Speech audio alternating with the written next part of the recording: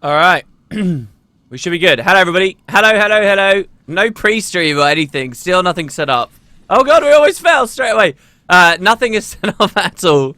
So we're just leaping straight into the streams at the moment. I had quite an angry person watching one of the VODs like, damn it, these stupid intros. Guys, the way a VOD works, right, is it just dumps it up. You're going to have to go to the effort of clicking forward a little bit when you first get on the videos. Anyway, hey guys, hopefully Twitch isn't broken today. Hopefully I don't blue screen today. We didn't do one yesterday because the blue screen issue still hadn't necessarily been resolved. And yeah, hopefully things work out. Man, it's weird. We don't get the mushrooms anymore. What is happening? Oh no. I'm excited actually. You'll notice though, at least I've got ReShade and ICM back on. But the game is being really weird in the when I click to start playing it, it takes like 4 minutes straight after I log in on the intro to actually turn on. As in, it just waits and waits and waits and waits, and Guild Wars 2 is running as a background process, and then finally it turns on. And short of reinstalling the entire damn thing, I actually have no idea what's causing the problem. But anyway, I hope we're all having good. Oh, someone didn't know that they had the stream up. Sorry, yeah, you had me on a tab. Well, welcome. Hope you guys are all having a nice Sunday already. Is it Sunday already? I think it is, isn't it? Jesus. Where's the time going? Seriously. There's too much going on. We finally got to doing a, oh, and I can't get up that either. I thought that was lag for a second. Wow. Oh, man, I love exploit. Please, ArenaNet. Oh.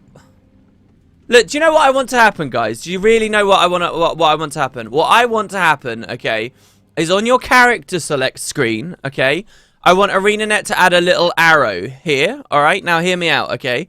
When I click this arrow, all these characters here all rotate up and sort of, you know, blur off screen, all right?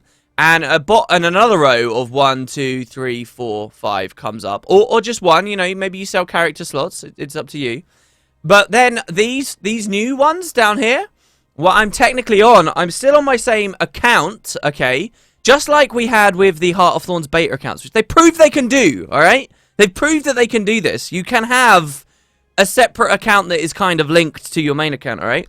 And then when I start a new character, when I go create character, I'm back to a fresh account.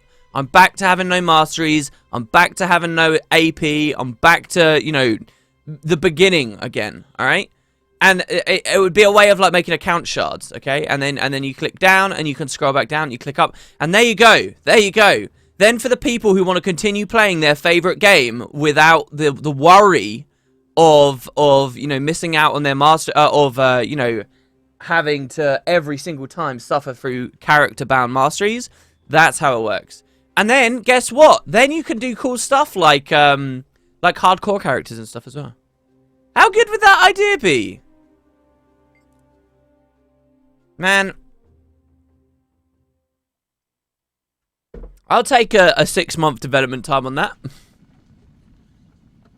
That's the thing. I think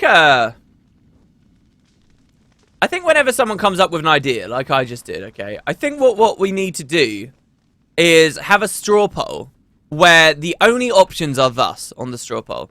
It's I would like a 1-month development time on this. I would like a 2-month development time on this. I would like a 3-month development time, all the way up to, like, you know, 6 months or a year. And then finally an option at the bottom, I wouldn't like this full stop. That's the best way I think that feature requests should be handled on the forums, on Reddit, on random assholes like me talking about stuff. That's the way it should be done, because there are a billion things that I'm so lost. This is awesome. There are a billion things. Oh, we just got to kill, right, to get our mastery. So maybe I should just be killing these guys. Pocket Raptors are great XP. This is great. This is absolutely fantastic. Now they're all dead. Because it's so easy to say, oh yeah, I'd like this, I'd like this, I'd like this, I'd like this. Like one of the dumb threads I saw on Reddit recently that got, again, why are so many stupid things getting massively upvoted? I don't understand. But it was a guy like, why, can somebody explain to me why we don't have decoration preview crafting already? It's like, I mean, really, like, what? How old are you? And how old are all the people that upvoted it? It's a new system that they've only just put in the game that was a part of a huge expansion with loads of functional changes in it. Of course, it's not going to have every single conceivable perfect quality of life feature associated with it right out of the bat. It's not in the game because, oh, they decided that it was never going to be a thing. It's because you have to make a decision at some point when it's functional and when you can release it, and then other things come after. I mean, it's so obvious. Like, it's so obvious. You just sound like so. But apparently this was a super legit thing that everyone wanted to talk about. I don't know. Maybe they're just expressing their happiness at the idea of it or something. I don't know. The fact that they would appreciate it. I just don't understand some threads lately. I don't understand why there was a thread. Yeah, we're having a salty high horse stream today, guys. This damn thing is way too loud. There we go. Well, there was another one as well about I'm so disappointed in Guild Wars 2 community. Why did that get so big? I'm sorry, what? It's suddenly a topic that everyone wants to talk about and complain about and go on about. Is some random ass map chat drama that happened to one guy or a small group of people. I mean, really. I mean, how starved of things are we to say or riot about if those are the kind of threads that are going on? I just don't understand it. Like, I'm not outraged by a thread like that, but I just don't understand it. I'm just like, why is this so interesting? Why is this the top of the list? And this is why the character's called Pole Dropper. Yeah, that'd be really good. What about achievement rewards, says Flaganti. That's a great point. That's a good point because people could grind up the early ones. Maybe on your separate account shards they remove achievement point rewards. You don't get those again. You only get those once per real account. Or does that then obfuscate the mechanic a little bit too much? Does that then make it a bit too complicated and a little bit too, you know, rubbish? Maybe someone on their new account shard does want... Well, no. No. I think it should be fine. I think it should be fine. Because what is the difference between... Alright, let's say this. They charge you $20 for a new account shard. Alright? That's basically like... Here, get the game again cheaper if you already own it. Maybe that would lose them money. Maybe that's why they wouldn't want to do it. Maybe they would only implement such a feature if to unlock the next account shard, it was a full price game again. But the whole point of the feature is to stop people having to do that. So I don't know. Charging for it suddenly a bit weird.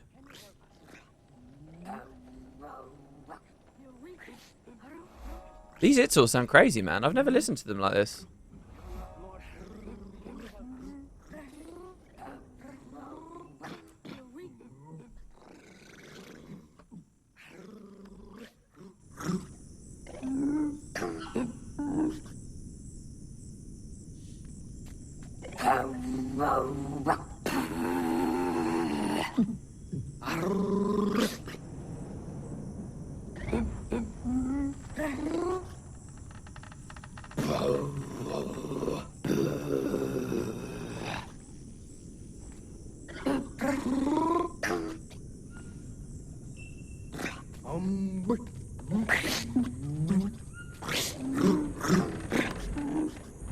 Oh my god! See, there's actually some really, really beautiful sound effects there. The creaking of this thing when we moved up of the wood.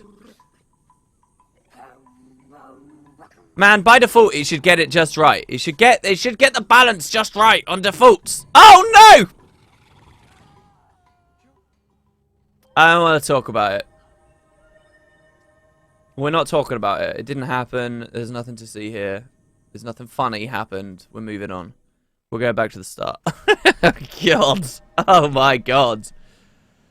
The sounds in Guild Wars 2 are interesting. The funny thing is, actually, I don't know whether it's just because I just watched POI like 2 days ago. POI? What is wrong with me? Guild chat.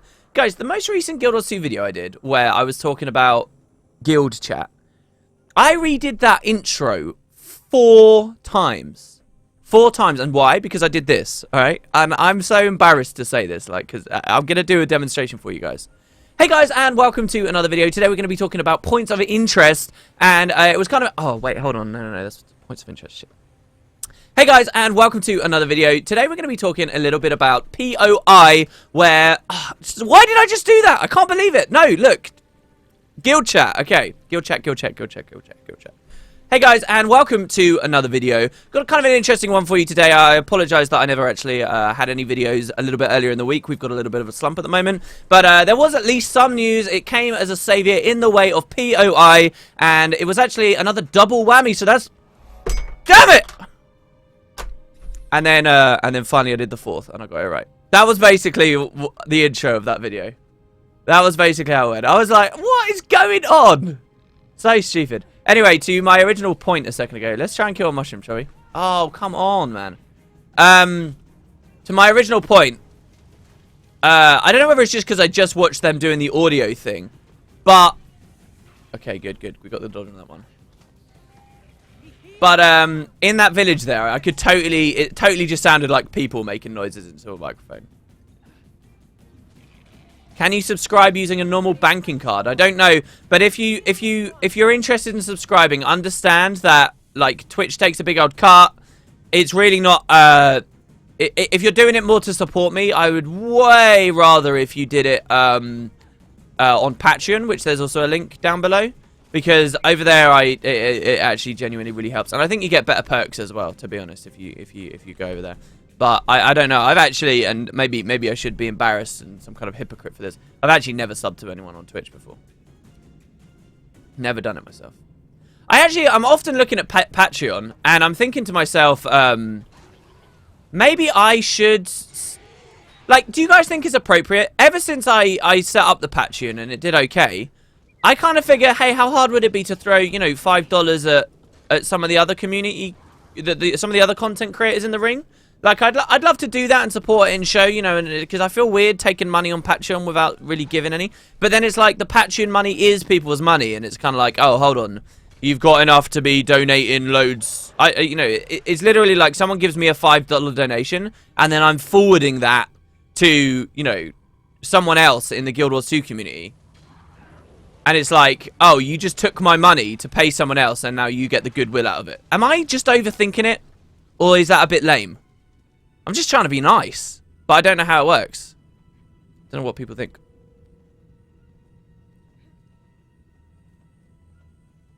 Yeah, but I don't know how the cards work. I apologize. I'm not sure whether the pop-ups on the stream are working. If you're gonna do it, tell me, and you can be like our guinea pig. We'll see whether the pop-ups actually come up on OBS. Because the whole thing is just like a hollow shell of what it once was. Oh, it's a metaphor for my whole life. Way overthinking it. Am I, though? People get crazy around money. Oh, that looked beautiful. I want to put my Chapman lens back on, but it's so inconsistent in the game. So inconsistent. Ideally, what I need, okay, you know ReShade map that got made a while ago? What I need is a version of ReShade map which allows me to, on the fly, tweak my settings, and it will detect what map I'm in when I tweak my settings. So just as I play the game, and then basically you put ReShade on with all your nice stuffs, and while you're in Queensdale, you tweak it to suit. And then you go to Kessex Hills, and maybe you tweak it to suit. And then as you go on your adventure, as long as you keep tweaking, when you come out of your adventure on the other side, what do you know? You've got like this ridiculous, beautiful preset that has a different setting, a different configuration, a slight tweak for every area of the entire game. And then you upload it. And you say, there you go. And it's not like work to have made that. It's just what you slowly got as a byproduct of experiencing the game. Now, this I usually just drop down to, but without gliding, I don't know whether I'm going to die doing it. No, we're okay. We're okay. Now, we got to be careful, because these wyverns, guys, I'm not going to be too happy. We'll let him charge in before we set the pet on him. And then we're going to immob him. Ready, ready, ready? No, get in the traps. Okay, no, he is in them. He is in them. Good. Yeah, look at that explosion. All right, that guy's flying. Let's get some damage on that guy and start him flying. There we go. I haven't actually interacted with flying wyverns like this for a while. All right, there's the blind. Oh, no, crap. There was another one there. No. What? How am I burning so bad? There, that guy's down now. Yeah, we'll fight fire with fire. Quite literally, because we don't have very long before we die. Go, Drakey. Attack. No! I should have rallied! Oh! Okay, never mind. Maybe ranger pets are OP enough to save me from this. We might be okay. Oh god, that fire. Come on, res me. Res. And I'll keep throwing my condies out. That's it. Come on, Ice Drake. This is some serious Pro League action here. Pro Leagues did happen yesterday, in case you guys aren't aware. I felt a little bit bad because I uploaded a video like literally right as the Pro League started, and I never properly plugged the Pro Leagues, even though I was talking about, you know, like what Hugh said on Guild Chat, which was the Pro Leagues. If you give money to someone, they have to accept what you choose to spend it on. I suppose that's... Oh!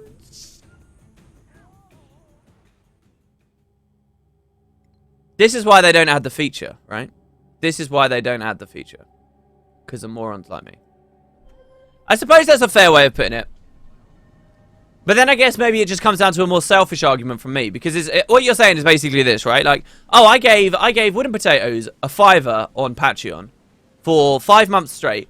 And I've just noticed there was a leak online of his finances. And he spent $25 on hookers and blow. What is this? I didn't give him that money for that.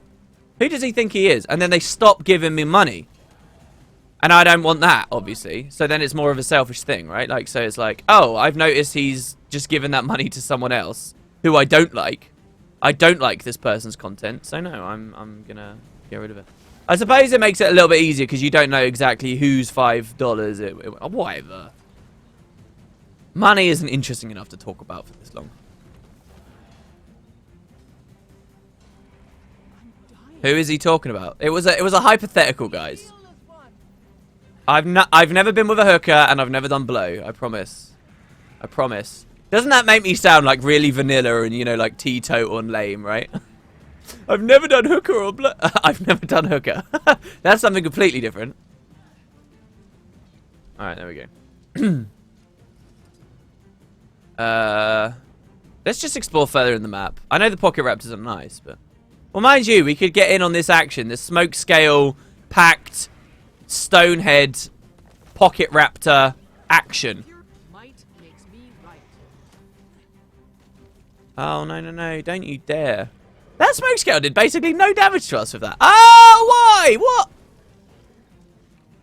Yeah, you can hide, but your condies will continue. Oh, they will not continue to get ticket. Alright, whatever. Oh my god. Alright, now it's personal. Now I do want to kill you. Stop! I was dodging! Oh my god, the Heart of Thorns maps are so difficult, guys. It is actually nice experiencing them, like, I don't know, with crappy-ish gear, you know, that new player kind of feel. You get so used to running around in Pure Ascended, and they can't balance the game for Pure Ascended.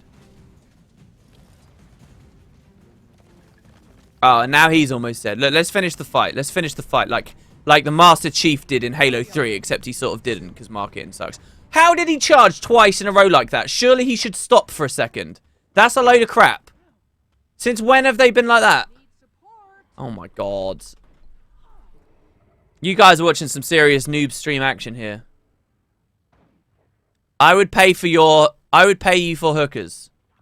What, Wooden Potatoes vlog about his first experience with a hooker. You'd have to pay, so that this is all legal and above board, you'd have to pay for me to go to Australia, you know.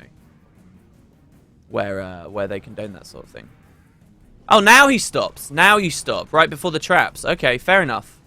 Alright, it's nice to be on the same page as one another, finally. There you go. Screw you. Ah, and now another one spawned. I'm done. We're leaving. As fun as this field is, and as I do quite like this field because it makes me think of when I went to Brighton last year. No. We're moving on. Move the pet away then the smoke scale is in the smoke so he follows the pet and gets out of the smoke. Yeah, ranger problems, right? Yeah. Well, we've almost got gliding. Do you know what I kind of want to do? I kind of want to get to... Oh, no, you can't go to the next map, right? Until you do the story. Is that correct? Similar to how we can enter this map until we've done the story on our first tune. He's shaking his bum at you, WP. Kill him, he's mocking you. Yeah, I know! What an asshole. I need to, do like a meta or something. That would be nice. Lots of other players around. See, do you think that a person having this experience of Verdant Brink would say this is a dead map already? Because I've already seen other players around. Got nothing to do with me or the stream. Not enough energy. No, you can go to the next map. Alright, well, how far can we get without being able to glide? Can you get down from the start of Auric Basin because of the massive drop? Is there a way to... Yeah, there is a way to walk down. That sucks. They should have made that like a proper drop so you needed gliding.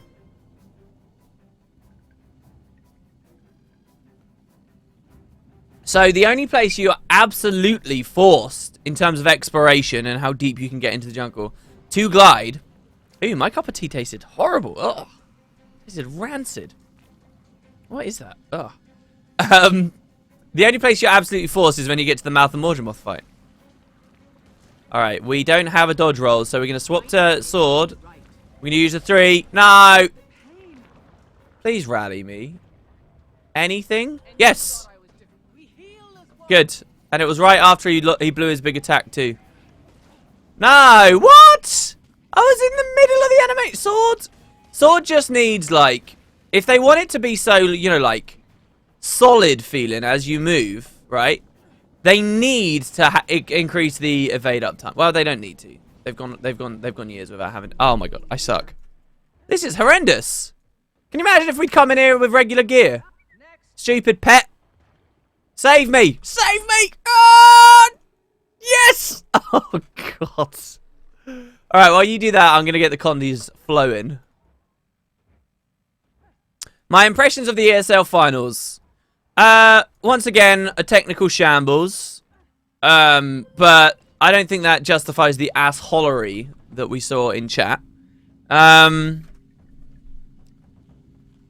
maybe not a shambles, but it sucks to see like audio desync, and it sucks to see a DC in the middle, and it sucks that kind of stuff. You know, it's a shame.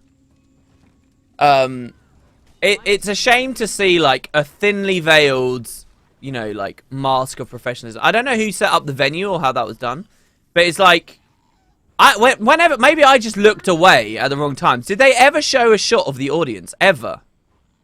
See, I saw, like, quite a few sarcastic comments, and again, like, I wouldn't want to make those comments as it's flying by. Not as devs are watching, not as people on the community team are watching. People who put effort in, people who have, you know, this has been their work and their passion and their enthusiasm, and then you're going to sit there and chat and be a complete little douchebag dick. I love seeing it when the community team like bans people for being just douchebags. Love it. It's so cool. But yeah, you think you've got immunity just because you're on the internet. Boom! It's great. Anyway, but like they never showed the audience. I'm pretty sure they never showed the audience because like the comments I saw where people were like, wow, they're doing quite good, making it sound like there's a big audience there for what is essentially an empty warehouse. And, you know, as soon as I read that, I was like, shit, actually, yeah, they've not shown the warehouse. Well, they've not shown the venue at all. They've not shown any people around. Is it true, then, that there's no one there? I think the casters did well. I don't know. I don't know. The thing is, like, I see the players and the teams and so on. And as much as people gave, like, for people that don't know the story, there was a team that got into the finals called Vermilion, and they were all very, very, very, very, very, very young, right? Like they were all kids, and you know, it's so chat spamming virgins, blah blah blah, taking the mick out of them, or whatever. But to be honest, I liked seeing the new faces, and I took the new faces, even if they were, you know, way younger than me, and it was easy to be derisive of them, right? I found it way easier to be enthused about their games and stuff, not because they were the underdog, though there's an essence of that. Not because of anything like that, but because there's so much drama and just crap between all the other established players, right? Established as they may be, good at PvP as they may be. I can't look at members of, like, the Abjured or whatever with a clean face without thinking about, you know, dumb drama and shit that you see, you know, where, like, someone like OEGS goes on Twitch and starts crying his heart out and complaining and shouting at people and stuff. And I remember when I used to play quite a lot of PvP, and how toxic and childish and just dickish, and you know, like there's that trope of like you're supposed to leave school and everyone grows up, but really they don't, and you get like these workplace cliques, and you know, like the people go to work and they have to gossip and natter and bitch about one another behind everyone's back all the time, right? And it's just like stupid. It's just stuff that I've got no interest in. That's PvP all over. That's all it is. And a lot of those names, right?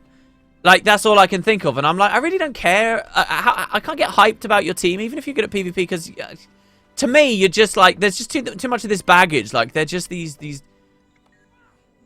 kids that, well, not kids, these people that play, that are playing a lot of PvP. That nonetheless get embroiled in all this stupid, you know, trollingness and I don't know. And that's not to say there aren't any genuinely awesome and nice people and cool faces, but they've all got like some kind of baggage like that. And it probably gets to me too much, and I probably get too hung up on it. Well, no. I wouldn't say it gets to me. It just stops me being particularly enthused about any game, about any established face. So, for as much as people gave Vermilion or whatever for just being new kids on the scene, like literally kids, and taking the mick out of them, I enjoyed those games. I was like, yeah, okay, here's some people that know the current meta, and that, you know, I want to see them do well.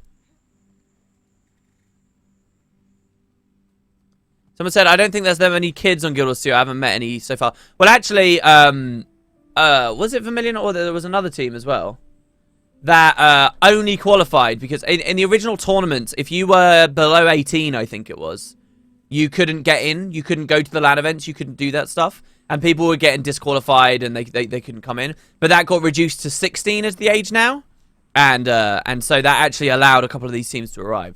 So we are looking to it's the day you know that you're getting older is the day that you're calling 16-year-olds kids, right? But you know they look so young, right? And that would have been, so there definitely were people competing at a high level, at least. Maybe not in broad strokes. You might like to believe that there are less young people, but I'll tell you what, that's not a good sign. At all. The successful games tend to, you know, hit that young people demographic because, hey, guess what? They're the ones without other priorities who can actually spend all day playing.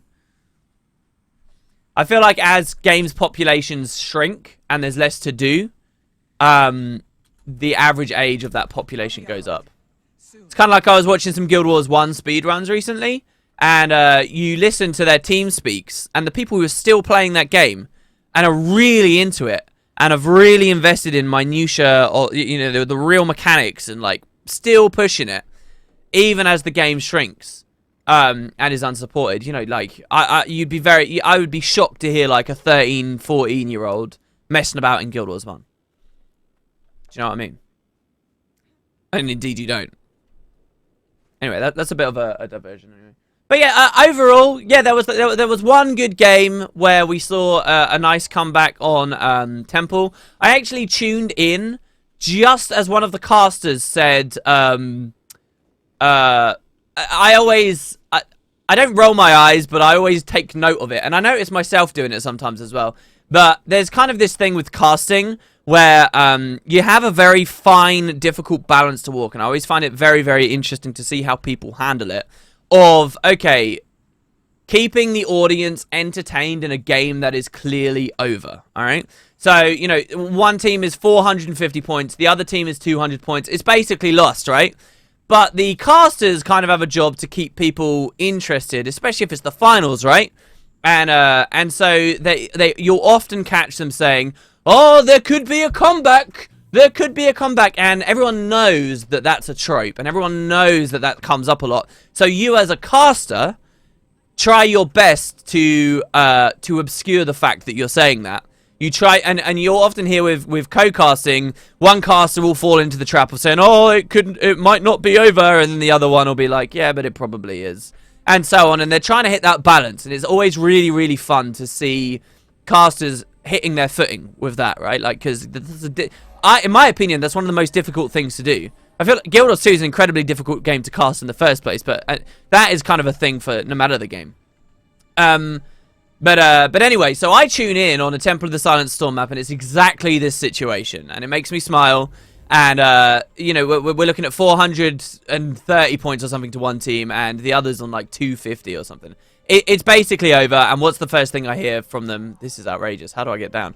What's the first thing I hear coming over the casting? Oh, there could be a miracle.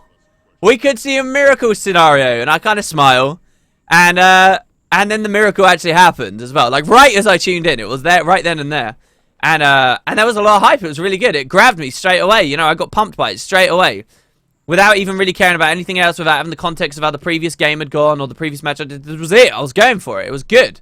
And they came back to win it. It was a really, really interesting game. But there was kind of another funny example of how Twitch chat works as well immediately after, because ArenaNet threw up a straw poll straight after saying, all right, guys, who do you think's going to win, Abjurd or Vermilion overall? And I was like, oh, obviously Abjurd. All right, so I was just like, Abjurd going to win. And like, so many people suddenly voted Vermilion. I guess they got so caught up in the hype, they were just hoping for it. And I won't spoil how things went after that for the people who, you know, I doubt a single one of you listening actually cares about me spoiling the outcomes. But yeah, that was basically the highlight of the entire thing, if you're curious.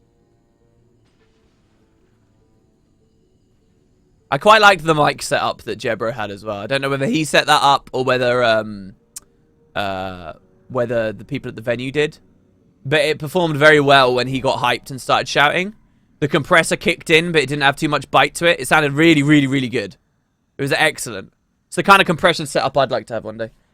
In fact, just before the stream, I was messing about with my microphone and futilely at that. There's some annoying electrical, staticky, telephony noise that I cannot unhear and I want to get rid of.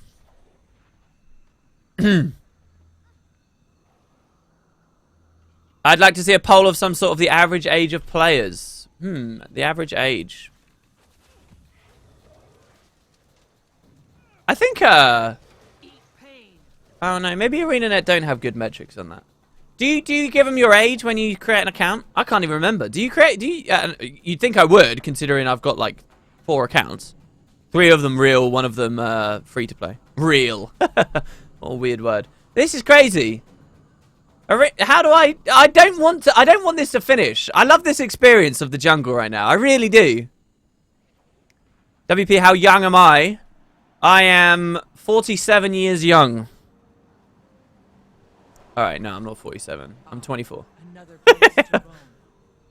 No 47-year-old has a laugh like that. I'll just say. I need to get used to friggin' setting my pet on stuff. I'm so bad at telling age from people by looking at them. Yeah. Well, it depends a lot on how they present themselves.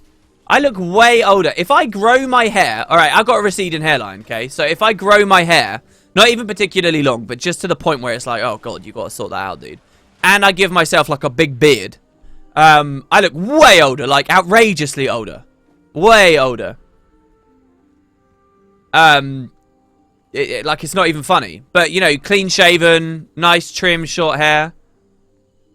Look youthful as everything.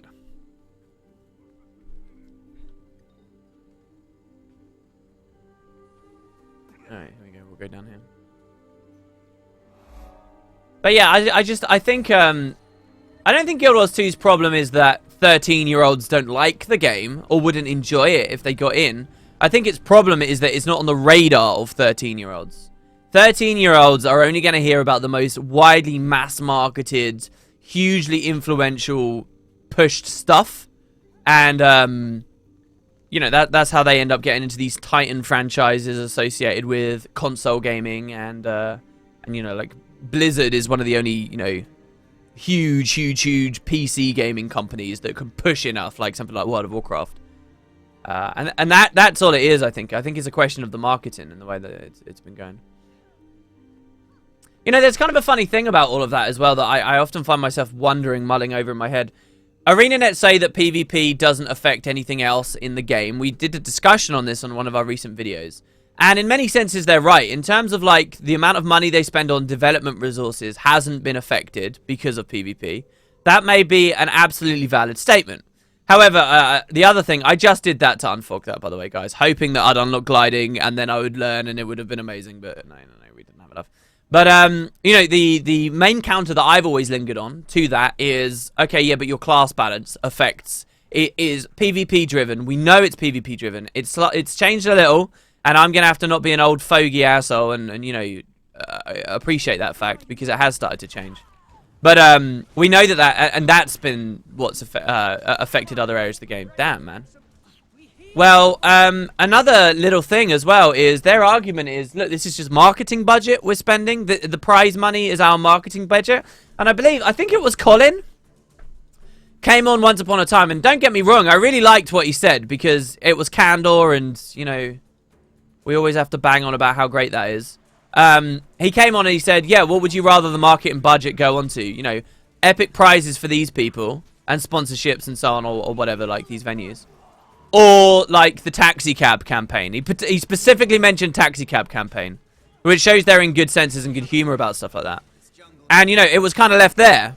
That's fair enough. Yeah, you're right. Like, the marketing of the game has not been on point. Who knows? If you had a good trailer out at the start of the game, at the release of original Guild Wars 2, who knows what audiences you would have reached. Obviously, having better game systems, I think, would have made it go further. But still. But, you know, isn't that kind of a false dichotomy there? Isn't that kind of like saying, all right, you can have a marketing budget, but if we have it, it has to be taxi cab campaigns, or we can just spend it on PvP. That, you know, it's not A or B. There's also C, D, E, F, G, H, I, J, K, L, M, N, and P of other marketing ways to you know, to mass market Guild Wars 2 that aren't crap, basically. So I can't come down here till the event's done. So in that sense, yes, PvP does still affect the rest of the game. But it's a question of scales here. You know, like, think about the Heart of Thorns launch trailer. Let's seriously sit down and think about that for a second. How much money, alright, this was probably contracted out to another company, I'm guessing. I doubt they did it in-house. And even if they did it in-house, there would be a way to value how much this thing costs. But let's just spitball it. Come on, we're all just nerds at home in our basements chatting about random crap. How much do you think that trailer cost? Right? Let's just let's look at the PvP tournament they did there, right? Now sponsorships will have supplemented some of the costs of that straight away. So let's just say it cost them 10 grand, okay? 10 grand prize pool. And then, yeah, sponsorships came in, but the sponsorships probably paid for, you know, stuff like the venue and all the additional stuff like that. So let's just say they spent 10 grand of marketing on that. Now they want to, instead, no more Pro League. We're not doing a Pro League. Screw the Pro League. Instead, we're gonna spend that 10 grand on marketing. What does that get you for a trailer? Does it get you a trailer? And then what does it cost to syndicate that? What, you're just gonna post that on YouTube? That's not enough. You want that crap at the Super Bowl commercial, right? That's big in America, isn't it? Right? That's where you want that. Alright, here we go. It's night. This is good XP. This is where I grinded XP way back when. $100,000 US. $100,000 for that trailer. Somehow I don't think so.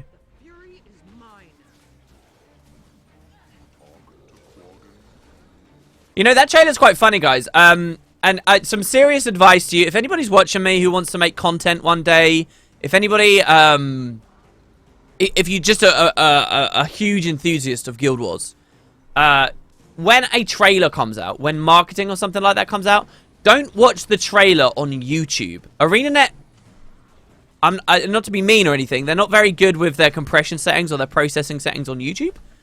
If you go to NCSoft's website, they always give you direct upload versions of the marketing for their games. So you can actually get a much higher quality version of that Heart of Thorns trailer. And the funny thing is, when you get the true high quality version of that trailer, which by the way I download and then I use in my videos, which is why my videos versions of the trailers are always better than ArenaNet's ones on their website. If you have a look at it, it's actually amazing when you've got that much more detail how bare bones the trailer is. When you can pick at the specific detail, you see actually how blunt and bare some of the backgrounds are and how shallow some of that animation actually is and how low quality it is. I appreciate that's a bit of a seesaw that I just gave you there. You download the higher quality version in terms of bitrate and resolution so you can resolve more details with your eyes. And then you can actually see that the animations and things that have been put in it that have been baked in the trailer are more bare bones than you'd expect. Does that all make sense? Hopefully, yeah. Hopefully that was well articulated. But yeah, so that's kind of interesting. There's no way that costs $100,000. $133. Oh no, $1,337. With all the advertising costs, sure, 100k sounds reasonable. What do you mean on to play at the Super Bowl? It's got to cost more than that. Doesn't it cost millions to do a Super Bowl advert? Man, can someone win? Who won the American Big Lotto thing? Let's do that thing where I was reading all this stuff about how winning the lottery destroys people's lives because basically everyone starts sending you sob stories and everyone starts expecting you to be spending money here, there, and everywhere. It's not even just necessarily familial issues. It's like everyone goes crazy. Since there's a culture of that anyway, let's do it, guys. Let's go crazy. Talk to that guy. Send him a sob story about our poor little video game, and get him to give us, like 20 million. Blow it all on a Super Bowl ad. Go.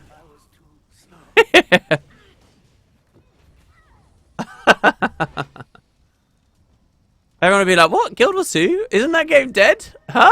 Alright, I'll play. Boom.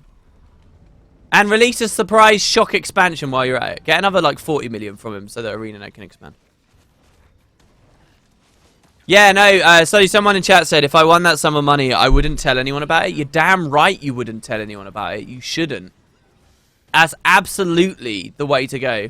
I read this whole like huge guide on Reddit about everything you should do if you win the lottery, and it even comes down to like not telling your wife or husband that you've won until you've already gone to a lawyer. And it's like it had all this advice about, but the lawyer you go to has to be like someone completely out of town, somebody who has no relation to you, someone who's like ultra. It was crazy. It was really, really interesting to look at. Got another 2 of those. Let's go to our masteries UI, and let's start with our It's All Law bouncing mushrooms. Or yeah, let's just get the basic ones going first, shall we? All right, we can glide now. That's good.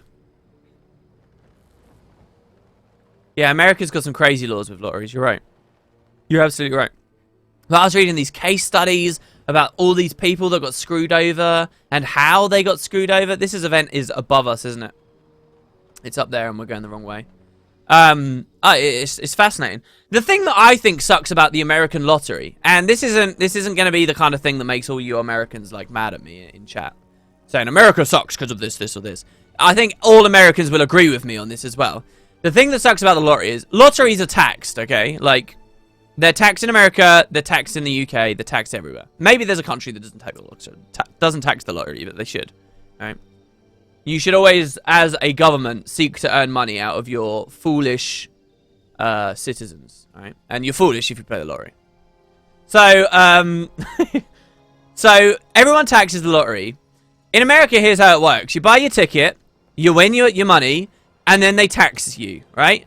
And you lose like a huge chunk of your earnings. So basically, anytime you think that there's a massive, exciting jackpot in the lottery, it's like, oh, well, it's not really that exciting because you know for a fact that actually, oh, I forgot about that mechanic. Oh, this is great. Come on, man. That made me laugh. ArenaNet. Give people the option to experience this. Oh. Can we? Yes, we can. Just like Dora the Explorer. Oh, Bob the Builder, sorry. So it's like, oh, yeah, but that's not really the winnings. It just ruins it. It ruins it. It ruins it for your excitement of getting the ticket in the first place. It ruins it for your excitement later on when you actually win. Because you're like, oh, I'm getting a load cut away from me. And it's just sour, alright? The UK taxes the lottery just the same. Gets just as much money out of the lottery. But what they do is instead of taxing the winnings, which sucks for the aforementioned reasons, they tax the ticket. So our ticket prices get taxed. The government gets just as much money. Everyone in general still pays the same amount. The lottery winnings are determined by the amount of tickets that have been sold and so on. But you were taxed at the price of the ticket. So when you see on the news what the lottery winnings are, those are the damn lottery winnings. And there's not this horrible thing where one person has to foot the bill for the hundreds of thousands of others who played the game. Everyone foots the bill. But I guess that's too socialist for the States, right? Who have got like this crazy thing where the most remotely socialist structures, like, I don't know, universal healthcare, are the devil. I like it. We're talking about politics because there's nothing else going on. Lottery isn't taxed here in Sweden. Well, Sweden's got this crazy thing where it's like just this money paradise, apparently.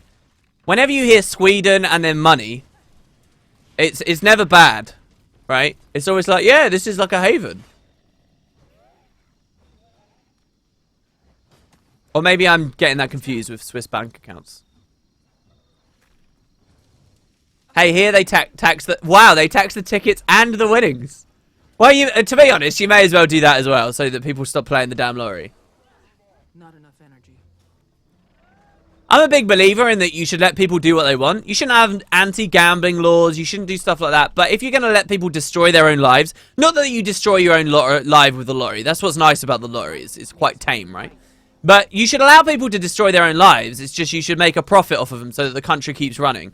And slowly a culture develops within that country to avoid the things that destroy one another's lives, right? And I kind of have that stance for pretty much everything. I can't think of a place... when I say destroy each other's lives, I mean destroy your own life. I don't think you should allow people do stuff that destroy everyone else's lives around them. But then that's where the argument gets muddy. That's where it gets really interesting, actually, if you think about it. Because by my own philosophy there, surely gambling should be illegal, because if gambling exists legally, people can legally advertise their gambling services to other people, and then can you blame those? Can you blame the companies and the advertising for destroying one another's lives? Can you blame cigarette companies for, you know, having all this money and, you know, glamorizing cigarettes? I mean, you have to take it on a case-by-case basis. In this country, I don't know about... Guys, tell me where you're from in chat. I'm interested about this. Tell me where you're from in chat and tell me if you have this or something similar. In the UK, cigarette companies are forced by law to, on the box, show all these, like, outrageous, disgusting, horrible graphics of, like, the insides of people's bodies, what happens after they've been smoking for years. Friendly mushroom spirit. Oh, this is a druid thing. Oh, that's cool. So, like, you get all these nasty, messed up things. Like, there are laws that stop tobacco companies from glamorizing what they do, you know, to make sure the consumer is aware. Do consumers need that hand-holding? I'm from Narnia. Here they encourage you to do fucked up shit. Wow. Narnia sounds cool. Let's go to Narnia. In Belgium, it's the same. Nasty pictures on the box. Yeah. Florida and America is all about vaping now. No one really smokes cigarettes. Oh, come on. That's BS, dude. There's no way nobody smokes. Glad you're here, Commander. I'm glad you're here, Commander. Blah, blah, blah. Especially with all the distrust being aimed at Silvari. I'll do what I can, but I've got to find Destiny's Edge in Traherne. Mordrum took them all prisoner. They could be anywhere. I need to know where they were taken, or at least find someone who knows the lay of the land. I've seen Mordrum, force marching high-value prisoners west, deeper into the jungle. It's not much, but it's a start. As for knowledge of the terrain, if you head north, you'll also run into a village of local Hylit called Itzel. They're fast and agile, and they know how to get around. With their help, your search will go a lot faster. But the first thing I do is check in at the large pact camp in the west. The people there should know more. Oh, and keep that glider handy. Navigating the jungle is dangerous. One wrong step around here can be fatal. That audio's like got too much EQ on the lows, or it's too compressed. I don't know what it is, but it's got like a muddy quality to it that sounds like ass. It actually happens quite a lot in Hearthstones as well, sadly. The real question, is it working? Actually, years ago, where I used to work, there was this girl there. She was about, I don't know, like 6 or 7 years older than me. But, she was one of these people, I wouldn't want to say blonde bimbo, alright? But she was one of these people that, I don't know, clearly, man, how do I describe her? Basically, I want to say stupid, but not be mean, is basically the way that I'm doing this. Anyway, she was really nice. Don't get me wrong. She was really nice. I really, really liked her. We got on like a house on fire. It was awesome. It was always there were good shifts we used to work together. Oh, I don't have updrafts. Oh my god, this is crazy. How did I get so bad at remembering what the progression's like? Anyway, she used to smoke like a chimney all the time. But one day she came into work and she was like, "Oh yeah, I quit." I was like, "Oh, you quit? You quit smoking, really?" And I asked her why. I asked her what was the tipping edge. Like I would hazard. Pretty much every smoker out there has a day where they decide they want to quit. Now, whether they can get all the way through that quitting process or not is a completely different story. But it happens to smokers, right? Anyway, for her, her answer was, yeah, I was buying a pack of cigarettes and I just got caught looking at the stuff on the box and I couldn't do it anymore. I looked at it, I thought that's disgusting. I don't want to be like that when I'm older. And she quit. That was why she quit. There's a mastery point there, which I do want, which we skipped accidentally. Wow, WP is secretly Donald Trump. I actually just watched before the stream as well this morning a video from Nerdwriter about Donald Trump. That guy's interesting. He's got an interesting channel. I particularly always get very interested in the comments that are like, oh, he's some YouTuber, pseudo-intellectual YouTuber. And I quite like the styling of his channel, but I do think that as time goes on, the more videos he does, the more people watch, the more people find his tropes and patterns in the videos he produces, the more hate he's going to get as time goes on. And it's a bit of a shame because I don't think no one's really deserving of the hate. But yeah, whatever. Anyway, we've got a strongbox over here. Also a mastery. See, what's kind of weird about the way Heart of Thorns is structured is the strongboxes they decided to dump mastery points on. So you get a mastery point from that because it's an achievement. But it's not marked properly on the map, while nearby there's another one. I mean, they're both just things you run over to and press F on. The strongboxes need to be... the mastery point, the mastery insights, the hero challenge communes, and the strongboxes all needed to be more distinct from one another. By the way, a mastery point is the same as hero points in Heart of Thorns. No, hero points allow you to progress on your elite specialization tracks, okay? Or your regular ones in regular Tyria. Mastery points allow you to buy the ability to learn, you know, new masteries, which help with your navigation around certain regions of the world. So these masteries are active for me in the Maguma jungle, and these masteries are active for me in core Tyria. Sort of. But that's also active over here, and some of these are active over here. It's kind of blurry the way they've done it. Anyway, 2 points. That's good for us. I really don't think we're going to run out of mastery points anytime soon. I quit 3 years ago. One day I thought to myself, I don't want to wake up feeling like I ate an ashtray every day. Yeah, that's fair enough. See, it's funny what the straw that breaks the camel's back is, you know. A lot of the time it's very funny. Oh my god, I love the way the stairs look right now. I like the image of the cigarettes with a guy and girl in bed followed by the text, smoking can cause impotence. The thing is, I studied, I hate forgetting what I studied, like the specific academic terms for things. Anyway, there is a psychological kickback effect where if on your cigarette carton you make something too extreme, people will no longer identify with it. They will no longer take it seriously. So and that's a huge thing in the world, by the way, guys, right? Like, things that I say as wooden potatoes, or more specifically, things that your friends, real-life friends say, or your real-life family says, you relate to a lot more because they are in your immediate surroundings. You probably like the people to some degree, and that's why the best way to ship and sell products, one of the best ways, is word of mouth. If you can get people to tell one another, hey, this stuff is amazing, then you can boost your sales massively. You guys might have noticed around, well, maybe it's existed for a long time, but specifically the case study I looked at with this was around 10 years ago. There was a huge boom when it comes to snacky type foods and the way they market themselves. And they all started, again, you guys could, maybe you've got something in your own country, that especially in the UK, this happened at the very least, where all of a sudden all companies were telling their consumers to share stuff. It's like, share a Kit Kat, share this, share that. Too good to eat alone. That was all of their stuff, and their adverts were about people sharing, you know, breaking the bar up and giving it to one another. And it's like, well, hold on, why are they doing that? Why are they getting people to share stuff? It actually fulfills two things. Number one, it means they sell more stuff because they're sharing it, right? So you get half the food as a consumer, so you're more likely to buy more, right? Or buy more frequently. That's number one, so you immediately see a sales boost.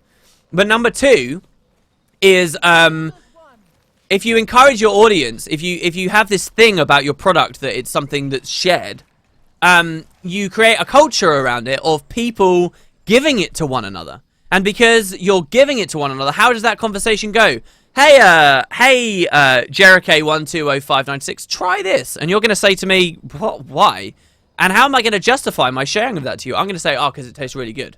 And the second I say, oh, it tastes really good, you have my recommendation. And because you like me, because you know me, because, you know, I'm a content creator online, or because whatever, suddenly you're going to be far more receptive to it. You're going to listen to me saying it tastes good far better than you're going to listen to an advert on the TV saying it tastes good. And so it became this huge thing. It can seem counterintuitive. It can seem kind of like, why are you trying to get your consumers to share stuff? You're trying to get people to give your stuff away. Doesn't that suggest that the quality isn't very good? Well, actually, no. It's a lot more involved than that. And that's why there's that exists. Anyway, this idea of people relating to what you're trying to say, it's not just through word of mouth, but like there's a kickback. The reverse is when you put on a cigarette packet, you know, a guy that is impotent, right, in bed with a woman. My first thought when I thought of that is, well, hold on. If you're a young smoker, right, you're a young dude that's just started smoking, you do it because you think it, because it's cool, basically, right? Like, honestly, that's why you do it. You do it to fit in. You do it because you're out, you're having a drink at night. Someone's like, here, you've got a couple of mates that smoke, and you know you don't really want to smoke, but you're drunk and you want to have a bit of fun, and you don't want to be the downer. So you're like, yeah, all right, I'll have a fag. And then all of a sudden, every time you go out drinking, you notice you're smoking. And then all of a sudden, you're smoking even when you're not drinking anymore. And oh god, I'm a smoker, and I never realized I'm a smoker. All right, like you do it because it's good. Now people like that. Okay, they're young and they're carefree, and I can tell you, right. They're probably a young dude, a sub-30 dude, probably, unless he's got anxiety issues, isn't having performance problems in the bedroom. And so when he looks at a cigarette packet that's trying to convince him to stop smoking, he is not going to think, oh, that could totally be me. I'm not going to be able to get my dick up anymore. He's not going to think it. He's not going to relate, and it's not going to work. So you've got to hit a nice middle ground. And it's the same like when you show like someone's lungs and it's all maggoty and there's worms and crap in there. Some people are going to look at that and think, that's just outrageous. That's an extreme scenario. That's never going to happen to me. And they'll dismiss it. And they won't spend 2 seconds looking at it. Especially if it's kind of a gory image that they wouldn't take particular pleasure in looking at in the first place. But, you get a scan from the inside of your dear mum's body after she's been diagnosed with lung cancer. And she's been smoking since she was, you know, she only started smoking when she was 28. She hasn't even been smoking that long. But, you know, now she's 56 and she's got this problem. The second you see that can be the straw that breaks the camel's back. That can be because you relate to it more. Because that's my mum and she's just got sick. So, yeah, the whole cigarettes on the carton thing's really interesting. Media studies, guys. That's basically what we just did right there. So basically what I'm saying is tell your friends to share Guild Wars 2. Oh, no, ignore that. Basically what I'm saying is share my videos. Tell people Wooden Potatoes is really good. It's kind of sad, like, that we finished the podcast the other day. Podcast views kept going down and down and down. It wasn't growing and it was shrinking as well. Right? And Matt and I have got a way better idea for what we can spend our time doing. So the podcast ended. There's a lot of sad people on the comments saying, oh man, I really liked it. I can't believe you guys have, you know, like, you know, really genuinely upset that, you know, this was a fixture of their week. And it's like, well, hold on, guys. You've got to, the only way that it works, that you see people grow, is if you share the stuff, right? Like, it's not enough for you just to tune in and listen to the podcast for a year and then finally stop. You got to actively go out there and share. But the thing is, an audience hates to be told to be proactive about sharing their you know, their creative stuff. That's the problem right now. Yeah, no, SCX said I should have watched every podcast 10 more times. No, that's not the way it works. It's not an individual doing it. Or you could tell your mates about the podcast, and then they tell their mates, and then they tell their mates. And it's pyramid scheme style, you know, Ponzi scheme. Oh, look, all of a sudden, it's, you know, you triggered an avalanche that is the 10 times, and you didn't have to put the effort in. That's the way it goes. Damn it, stupid break bar. You're immobed, bro. We're just kind of wandering around leveling a little bit here. I could continue with the story in a second. Do you have daggers in this game? Yes, daggers do exist. Oh, dude, my escort got owned. Oh! I also made the criminal mistake there of thinking the break bar was his health. I don't want to talk about it. You doesn't get bored by this game, says Admiral Boo Boo. Depends what you do, and it depends how, I don't know, proactive you are about your own happiness, I think. Like, if I wasn't doing this, I would definitely have a shortage of things to do. Absolutely, I would. If they had more tiers for masteries and higher experience ceilings on them. So overall, it took longer to max your masteries, but it didn't feel slower because you had more rungs. Like, for example, there's a lot of stuff they paired up that they just didn't have to.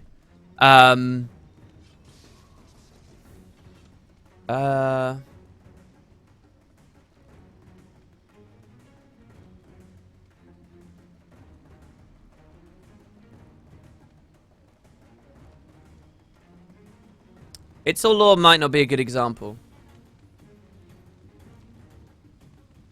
Anyway, look. There are some things that they doubled up. But there's also no lack of inspiration for finding more tiers, okay? There's no lack of inspiration. You don't even have to create crazy effects and mechanics associated with a lot of them. Just like gliding could have had like 3 different tiers that increase your endurance capacity. And everyone knows that that's a fun mechanic, okay? Increasing endurance capacity, that's a fun mechanic, right? Like, it starts off small, and then it gets bigger, and then it gets bigger, and you get to see the bar filling up. That's badass. That's cool. Everyone knows that's good. Oh, my God. I just want to leave the map. Ah! All right, look, we're going to go do this story. But they didn't do that. Anyway, so if they had more rungs, they had a higher ceiling, so they took longer overall to finish, but the fun stayed there. And if they were character bound, not account bound, I guarantee you there would be a lot more people playing Heart of Thorns right now. And happily playing Heart of Thorns right now. I believe, anyway. Oh, we can now drop down here. It's fine. But isn't the guy high up? I don't know. We talked to the soldiers first, no? But my, you know, outside of streams and stuff, pretty much all I do is my dailies. I just got 25,000 AP on my main account, so I got my new title, which I'm pretty happy with. And I got 400 free gems. Not sure what I want to do with it. Oh my God, man. But that was all from dailies and stuff. I think we have to defend this or capture it so that we can talk to the NPCs. I'm getting really annoyed with the reshade. It hurts my eyes. Nights are shit dark. Wait. What do you mean? My reshade right now? I don't think this is too dark. I think this is dark enough to let you know it's night without affecting the gameplay too severely. Do you think this is bad?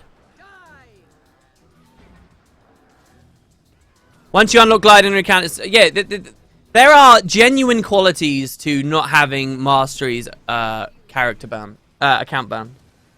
Oh, that guy's in the Dwayne gear. I haven't seen anyone in Dwayne gear for ages. All right, let's keep going.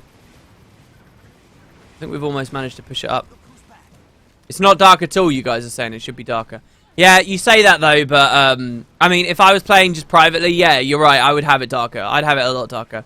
I'd go really extreme with stuff, but there are a lot of people out there who just like very medium-style settings that really, yeah, I don't know, dude. I don't know. That I don't like too much, but I sort of have to cater to just because the videos get unwatchable otherwise. There are multiple stages at which the color can get rebalanced and screwed with, and you can lose fidelity and you can lose clarity, so I'd rather avoid that. And, I mean, ReShade as well, you just got to select your settings, right? Like, ReShade can do so many extreme things. ReShade can make the entire game look like a comic book. ReShade can make the entire game look like a storybook. I actually created a beautiful storybook-looking effect the other day that I'd love to use in videos. I'd love to create a dedicated Guild Wars 2 install with a specific ReShade setup that has, like, this beautiful, like, storybook-style filter going over it. It looked so good. absolutely gorgeous. The thing is, I just don't have those kind of storybooky lore style videos to produce anymore. There's one that I wanted to do on the stars in the sky in Tyria. I'm thinking of doing a Guild Wars 2 mystery, but I don't know. I saw like Derora had put out a video as well that I think is very similar in content to what I wanted to do, and it puts me off. It shouldn't put me off. I've talked about this many times, but it puts me off because I feel like now it's like, oh, somebody's already done that recently. Even though most of you guys won't be subbed to him, and most of the guys subbed to him won't be subbed to me. Well, we can go for the matriarch. I have no way of CCing her. Or particular way of getting close to her, but we'll see. Let's try and drop our stuff. Well, we do actually. We have the spike trap. Come on, get it. Oh, close. You know what? If I can break combat. Can I break combat? Where technically do you think the Wyvern is right now? Like in terms of mechanics. He's where he was stood before? Thing is, I'm still passing condies on him, so I don't know. Is it going to work? Come on, get me OOC. There we go. Alright. We'll, because we don't need the movement on this one, we'll run the Viper's Nest. I do like Viper's Nest. Here we go. Just don't let him blow us away. Blow me away. Breaking Benjamin. There you go. 25 might. Lots of condos. This is about as much damage as we're going to be able to do. Oh, stop! The sword moved me twice into the fire. God damn it. Ah! Alright, he's taken off. Oh! Yes! We got him. Oh my god. People are much better at break bars now. This is wonderful. Next expansion, I'm really excited to see what they do with break bars. Expand on the mechanics. Man. Can I show it? Show what? Show what, sorry? What were we talking about? Oh, what? The Guild Wars 2 Mysteries video?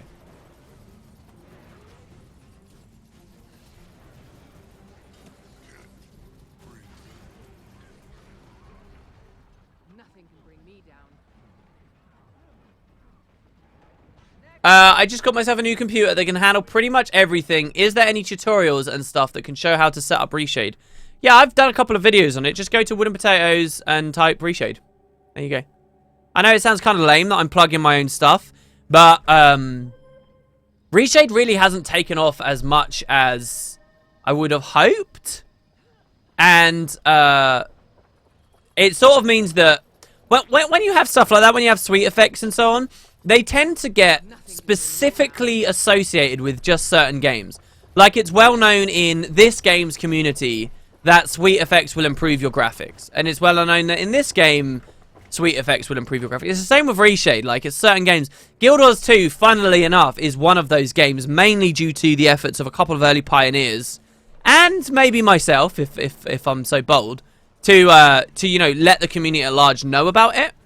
And that's quite ironic, by the way, that Guild Wars 2 is one of ReShade's main games that it sees usage in, because earlier versions of ReShade, they disabled the effect when it detected network activity, just because they didn't want it to be kind of... How was I in the fire there? That's a load of crap. I was not in the fire. They disabled it for network games, so we had to like hack support into it. Well, when I say we, I mean someone else who's far more talented than I am. And then we could do it, and now it just works out the box. So it's kind of funny, but because of that fact, there really aren't too many great resources for me to plug that explain to you how to set up ReShade outside of my video. Specifically for Guild Wars 2, I don't think there's a single one. There might be. But certainly not anything as in-depth or, in my opinion, clear-cut. I don't know. Obviously, my tutorials are going to cater for people who have brains like mine. But hey. I can't find any preset that doesn't make the text blurry, and I can't be bothered to spend an hour to make my own. Alright, all you have to do is get your preset. Make sure you're happy with it. If you're using, like, the Sweet Effects, you know, configurator one. Or the Overwolf one, where you just immediately, you know, just drop through. Find the preset that you're happy with. Then just open up the configuration file. So if it's Master Effect, like I recommend people to use, it's called mastereffect.h. It's in your Guild Wars 2 directory. and then you just go to the thing that says SMAA, and you turn SMAA off. There you go. SMAA, when it's poorly configured, and just in general, really messes with the clarity on text. Makes it look more rounded and cartoony and blurry. Well, I don't know whether I'd describe it as blurry. I might be wrong. It might not be the SMAA that's upsetting you. But that's what I would try first of all. It might resolve your issue. Come on, hit me. I loved ReShade, but I couldn't use OBS to record with it. Interesting. Another proud moment. Honestly, you should use Shadowplay. Or if you're on an AMD card, whatever their equivalent is, I can't remember.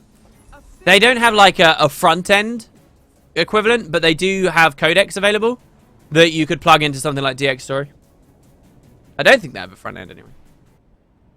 Oh, guys, I'm pretty mad as well. I'm pretty mad, all right? And this is me. You're gonna see me be a bit scummy here, all right? In my thinking, my frames are so low here, all right? But I'm gonna do it. I'm gonna go for it. I'm gonna be scummy anyway, okay? I'm mad because what Matt and I are hoping to do, at least we'll see how things go. He's at Magfest this week, so I can't really talk to him, and I cannot wait to complain to him about this. But what Matt and I are going to be doing is we're going to be doing gameplay videos together where even though we're not sat couch co-op, okay, even though we're not next to each other, we can play games together as if, you know, you were sat next to your mate and you could just take the controller off of him, right? So, like, if we're playing The Witcher, whatever we're playing, not that we have any plans to play The Witcher, don't misunderstand me here. But, you know, whatever we're playing, and we could just take it. Nobody does that on YouTube. Nobody does that. The only way that you see gameplay videos like that is when people physically, you know, fly out to one another, sit down and hang out, and then do it that way, right? That's the only way that you see those videos. But I found a way for Matt and I to do it without having to do that. Cool little bit of flavor, right? And we could do a lot of it. And we were going to have like little overlays that show who's playing at that time, so it's not confusing for people. And it would just add like that extra dynamic. It'd be really, really, really cool. We could do single player games, co-op. There's kind of a problem when you're trying to make content on games with two people, but the game's not co-op. It's like, well, what's the point, right? So for example, Monstrum. I'm playing Monstrum with Matt, or any of these single player horror games that I've been playing. Why do I suck so bad at this? Do we just want to talk to people in the camp? How can I help you, Commander? Yeah, there we go. All right. I'm trying to track them down. And we'll turn that off for a second. Yeah, so it's like, well, okay, so I'm playing the game, and then Matt's just talking to me. And you can kind of do that, oh, he's there for more support, he's there for my support thing, right? Which he basically was. But, you know, it's not great. But now, I could die on Monstrum, and Matt could take over straight away. Or I could be like, I'm too scared, I don't want to do it. And then Matt just takes control. How cool is that? And so it was like this cool, like, niche thing. And I was all excited about it. And then, yesterday, I turned on my PC. Oh, Nvidia has an update. This is... And bear in mind, I set this up like 5 days ago. The thing with me and Matt, like, taking control. Set up like 5 days ago. And then, yesterday, I turned on the PC, and, Nvidia has an update. Oh, what's this? This seems pretty interesting. Let's look at the patch notes. Let's look at the patch notes, shall we? Hold on 1 second, guys.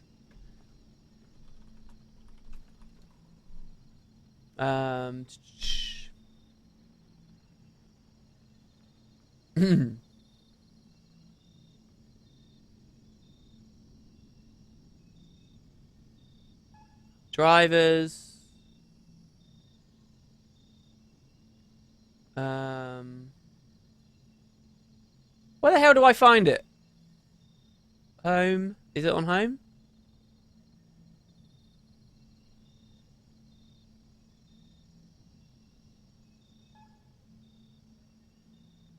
Oh man, guys, I can't find it. No. Ah. Oh, hold on. Oh, hold on.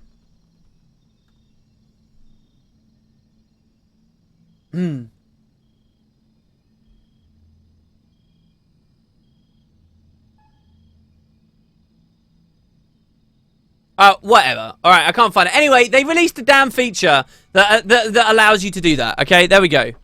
They released that feature. What is that? What is that? How annoying is that? So now everyone who has an Nvidia card, and you guys can all be happy about it because it's pretty exciting, you can stream 0 latency. Do you know how much I put? It was so annoying. All right. You can now do it natively through Nvidia. People can just jump in and play your games with you as long as it's a full screen exclusive game.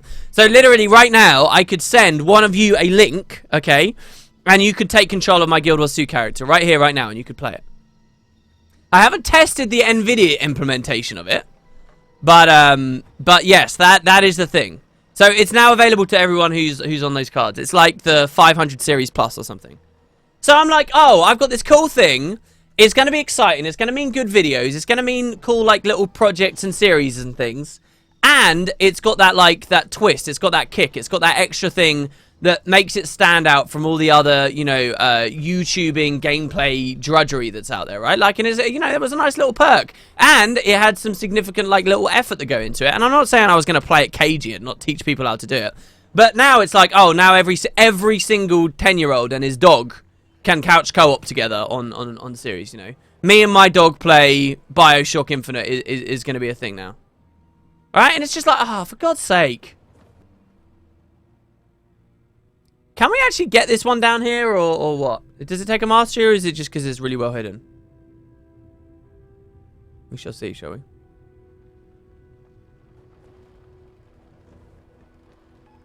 Well, you seem salty about Game Stream. It's been out in beta drivers for like 6 months. But I've been getting the beta drivers, and it's not worked like that, has it? I could be wrong. Oh, we just got skillful. That's awesome. I wonder if anyone has anyone actually been doing series using it? Well, there you go. This could just be me being an idiot, and it may have been possible anyway. Give me the link. I can make half your gold disappear with a magic trick. Right? It's cool, though, isn't it? You know, you just give someone a link. In theory, it says that it's only compatible with full, exclusive full screen games, so you can't play windowed full screen, which is a little bit annoying for recording videos. I must be honest, but hey. Nobody's been using it. Why has no one been using it? Is it just because it's bad? That's the thing. It has to be good. What I've currently got, you guys know the game Helicopter? Do you guys know that game? I've been playing that with Kerry, like, through the thing that I was doing with Matt. So it's low enough latency to play Helicopter. It's certainly low enough latency, not Game Stream, the thing that I've been doing. It's certainly low enough latency to play, like, point-and-click adventures and slower things. And my favorite series I ever recorded with Matt was The Raven. And that absolutely would have been possible. Think about a version of The Raven where Matt could have just jumped in and taken control at any time. And he would have done like a little bit, and I would have done a little bit, and you guys would have known all the time. It would be cool, right? But yeah, it could also, in theory, here's the dream, all right? The absolute dream, okay? It would, in theory, allow us to get the Dolphin emulator, for example, and you could play something like New Super Mario Bros, which is a couch co-op only game, not online, not over the internet, and you could play that co-op over the internet, because Matt's inputs would be to one character and my inputs would be to the other, and you're both controlling at the same time. That's a theoretical possibility too. And yes, someone mentioned Halo couch co-op and all that kind of stuff. Yeah, it's theory.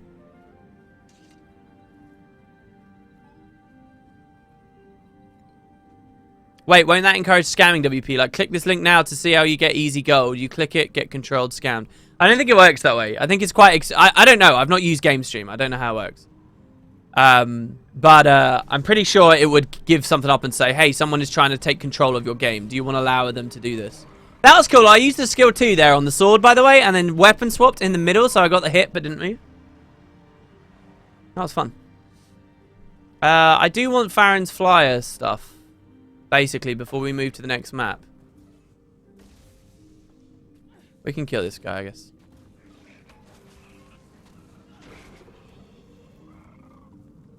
Halo's not really... Well, Halo's an okay example, but you're right. Well, Halo 1, local co-op, I guess.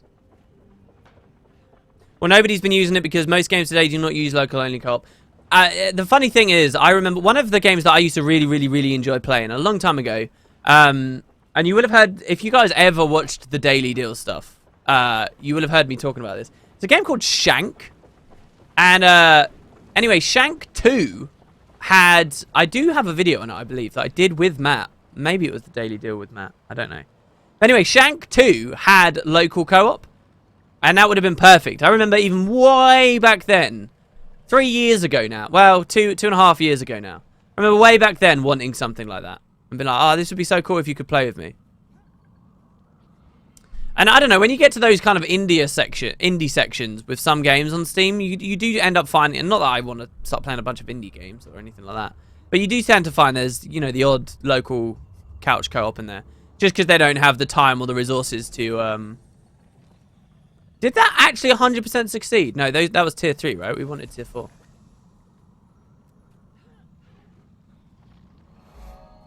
Just because they don't have the resources to do, like, you know, the full networking of stuff. Yeah, there are healer builds. Mostly healing is okay on Elementalist, Tempest. And that's it. There you go. If we're talking at raids, anyway. The two that cannot heal right now and absolutely should be able to in a very big way, and I want to see ArenaNet address with future balance patches, is oh my god, why am I blanking? Guardian. Guardian should be able to dedicated support through heals, I believe, anyway. Better than it currently does, and Revenant through Ventari. I believe those are the most unfortunate casualties of the current system in terms of, you know, our mixed trinity. But as soon as they come in, once those two are done, I think all the classes that thematically have a leaning towards it will now be able to do it, which is good. And then they can start doing the more interesting ones. They can then start looking at the warrior heals, do the banners and the shouts, and then after that they can start looking at the blood magic heals, you know, the vampirism style heals through the necromancers, and then they can start looking at the venom healer from the thief and whatever. But I think the main two right now is Guardian and Rev. Oh my god, I did really good with the sword there, I think.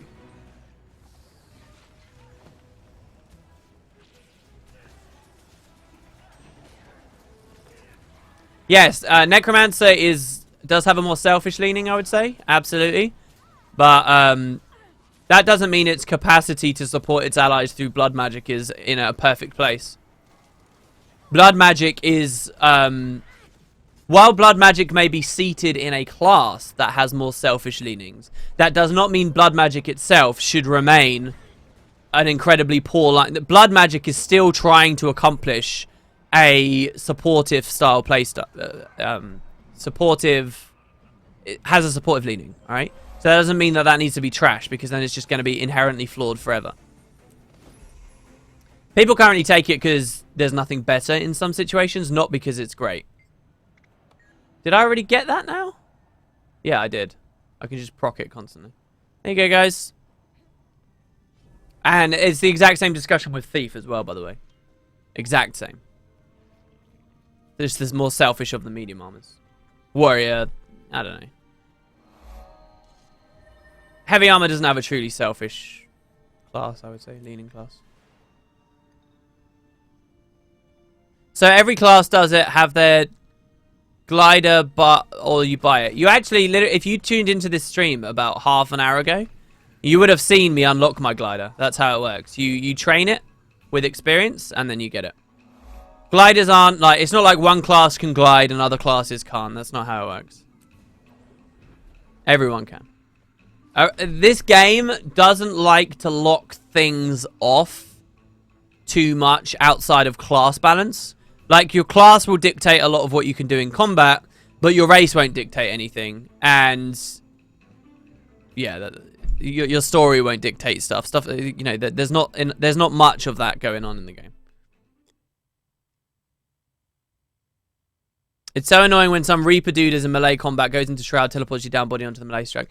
Actually, one of the more fun things that I saw, I'm sure this is just a basic play. Certainly it wasn't pointed out from the casting, and nobody in chat really talked about it when it happened. But a really interesting play with Transfusion I didn't know was a thing until very recently, until yesterday when I watched the finals, the Pro Leagues, was basically we were looking at Forest of Niffle, and let's say I'm currently on the mid node at the keep, all right? Just imagine right now, and I die, okay, here at the mid node on the keep.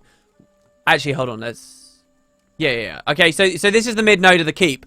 What happened was a Transfusion necro ran down, came down the stairs, all right, and then came into like a little corner where keep is up here, right? Like there's a wall, there's a big wall in front of him, and then back there, over there is where his dead friend was, and he popped Death Shroud here and teleported the body from all the way up there on the node, not all the way down onto the floor next to them. So like got this massive max range, and you know the terrain was obscuring it as well, in an attempt to res his friend.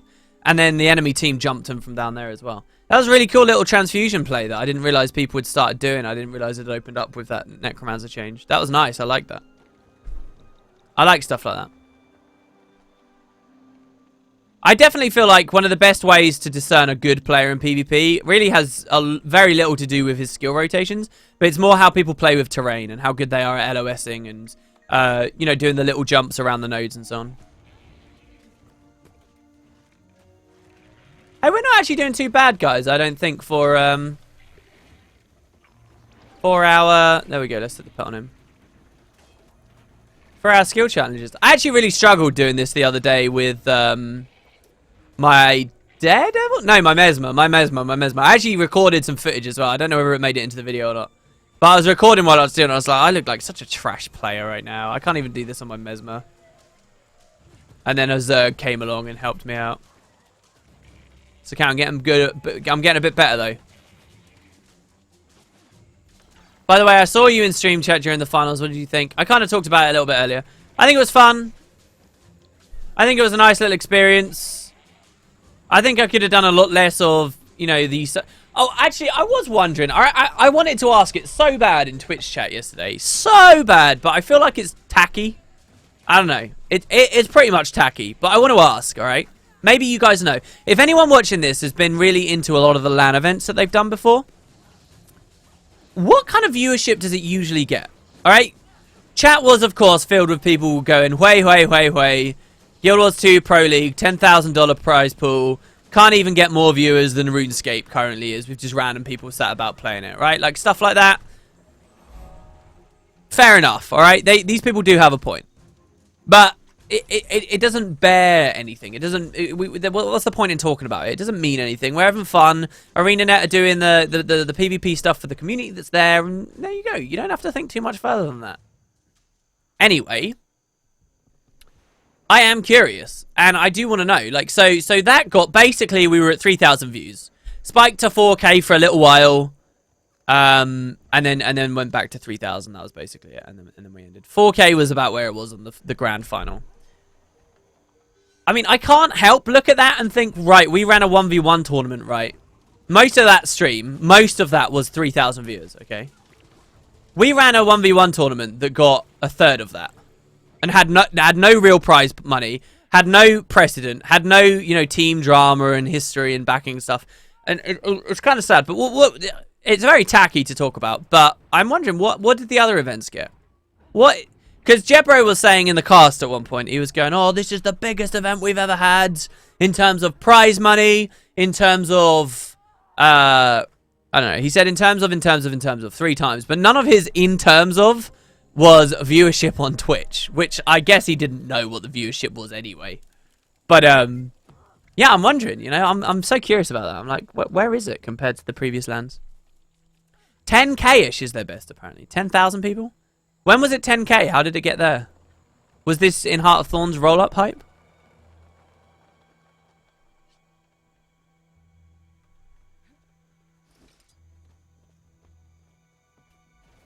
See, I wonder as well about Stronghold and certain devs leaving and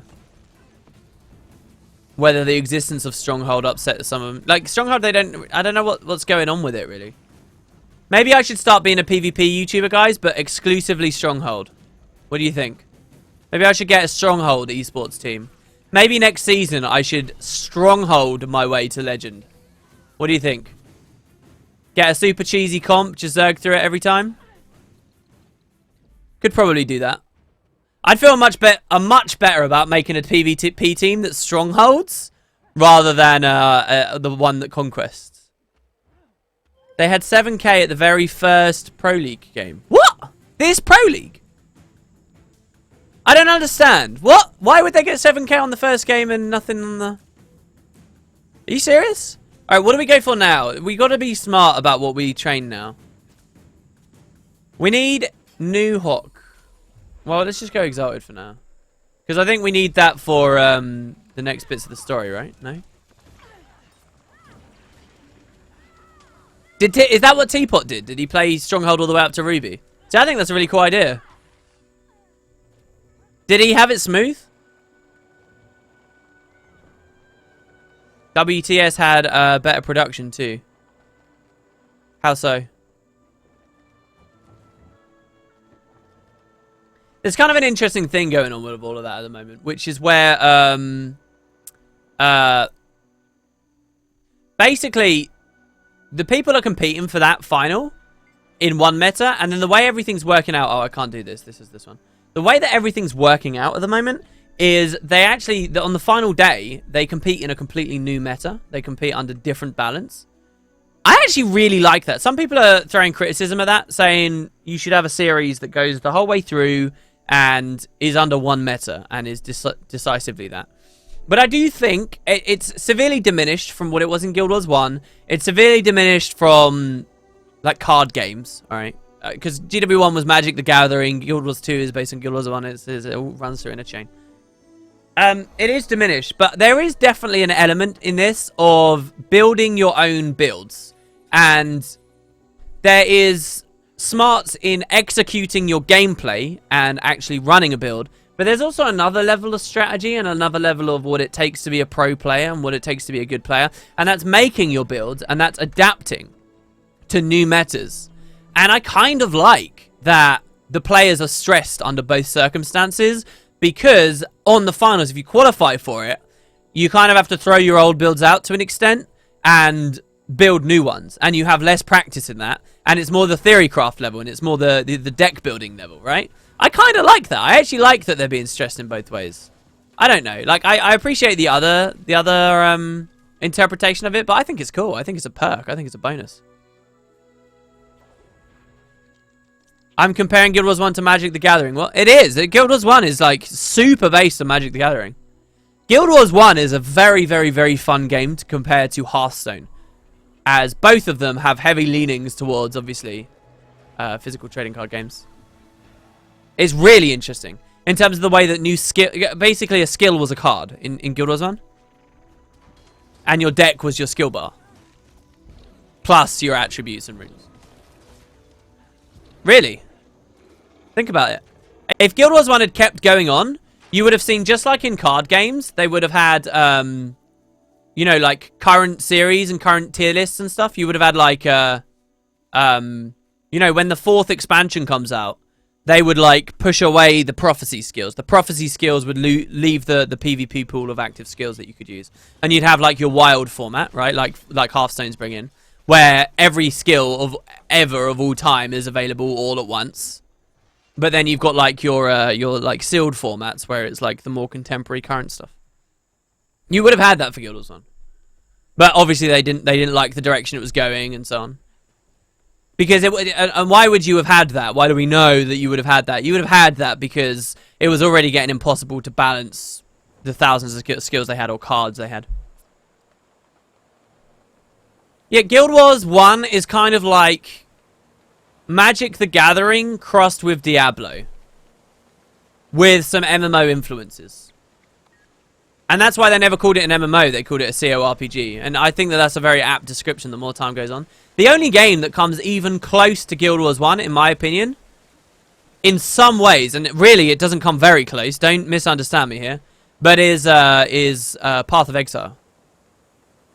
In terms of the way a lot of its content and its network and certain elements of its build making are structured, PoE is one of the only games that gets close. And actually, quite a regular thing you'll find on the Guild Wars 1 subreddit is people saying, hey, I really liked this game. Guild Wars 2 is obviously nothing like it. Does anybody know what the closest spiritual successor is? And you'll see people in there talking about that. Just like last week I was reading a thread about that. The Guild Wars 1 subreddit's really cool, guys, if you played that game. What is this? Really? This is Norn problems right here. Stop! Let me up! There we go. Oh my god. Guild Wars 1 is like Guild Wars 2 minus 1 Kappa. What does that mean? What of what you are doing right now will help me in raids? Yes, so it's getting hero challenges, it's getting the map completion, it's getting the masteries so I can complete the story. And what we're actually going for is I could pin this, I suppose. Collections, specializations, collections, Yggdrasil. This is what we're going for. So we need to be able to see invisible mushrooms, or at least just DPS 1 while it's in stealth. But I don't know whether we should do that. What was my favourite profession in GW1? Unquestionably, it was Mesmer, and it makes me very happy to see that most speedrun clears now are just like millions of Mesmers. There is a small little, you know, early teenage boy deep in my heart that feels a flutter of excitement and wonderment whenever I think of casting Conjure Phantasm on that bull in pre-searing at Ascalon. Man, that skill was cool. Just because of those early experiences.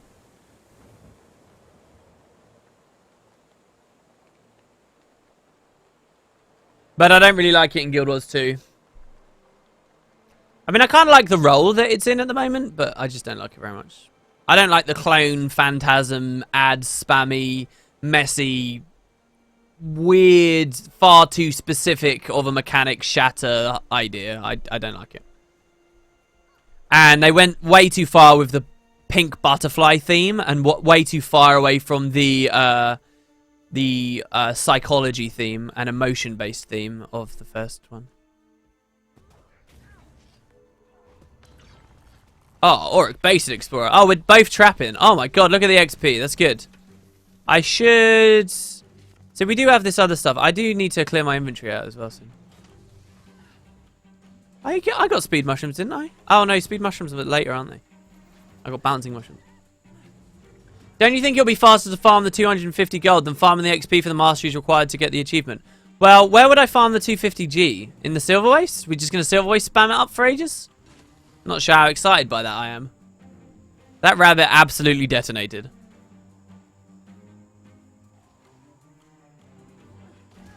Yeah, I'm on a ranger, not a thief. I know we look like a thief, but we are a ranger.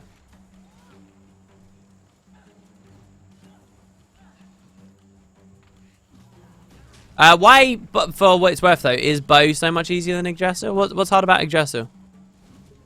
In comparison.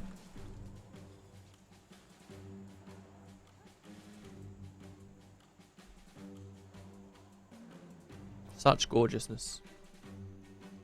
Did I already see the new Temple of the Ages full run world record? About a week ago. 18 minutes, maybe another candidate for a live review. That could be really cool. I actually didn't see that. And I'm not an expert at Underworld. For what it's worth, I saw a world record Domain of Anguish speed clear as well the other day. And I didn't understand a lot of what they were doing in trenches. And they had some mistakes. Some guy died. There was a lot going on with some of the splits that I could only approximate what was going on rather than give you the detailed info. I suppose I only approximated stuff in Ergos as well, but Ergos is very simple. Currently, with its current speed run techniques and so on. Am I going for Axe, Torch, Condi build or picking up Druid? For the raids, we're going Druid and we're going Magi's Cleric split. Somebody actually linked a really good Reddit post that summed up all of the different decisions you can make and why you would make them for Druid in raids. And when I say all of them, I really mean all of them. It was really, really, really well done. And I'm pretty happy with our... I threw it up to chat to what we go for. And I'm happy with the decision that was made.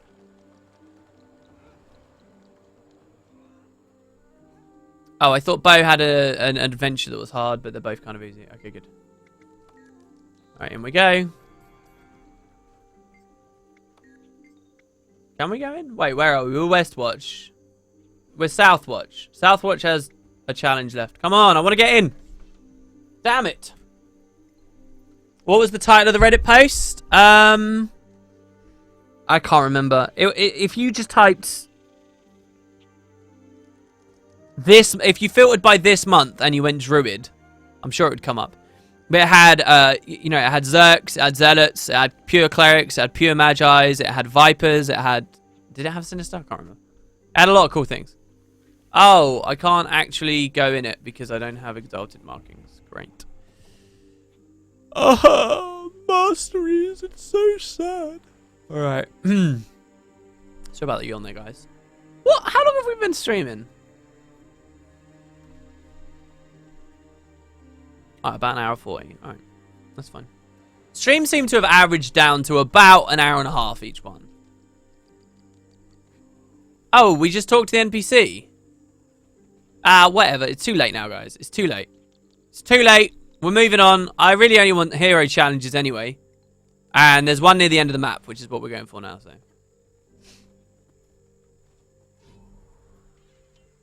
There you go. Druid analysis, SCX, pulling through once again like a boss.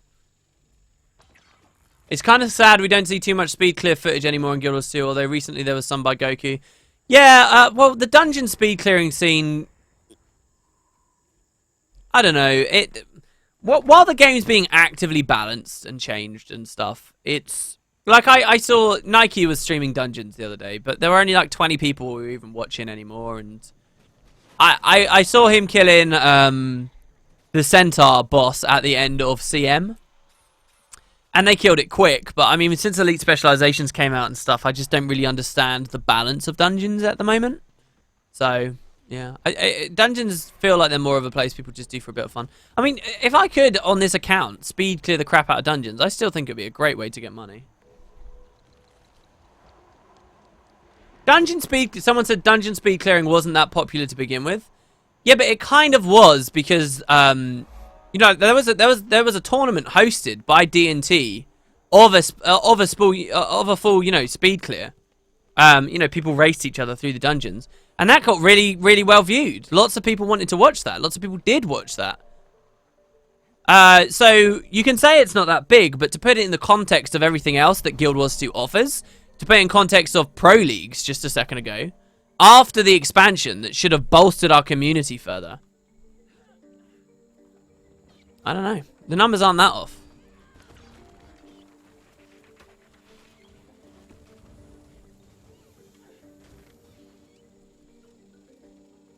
I do think the future, you know, once we get a couple more raid wings come out, I do think that the future of that kind of stuff is going to be raids. And I think it's going to be people being impressed by no updraft or Gorseval type stuff and low mans and what have you.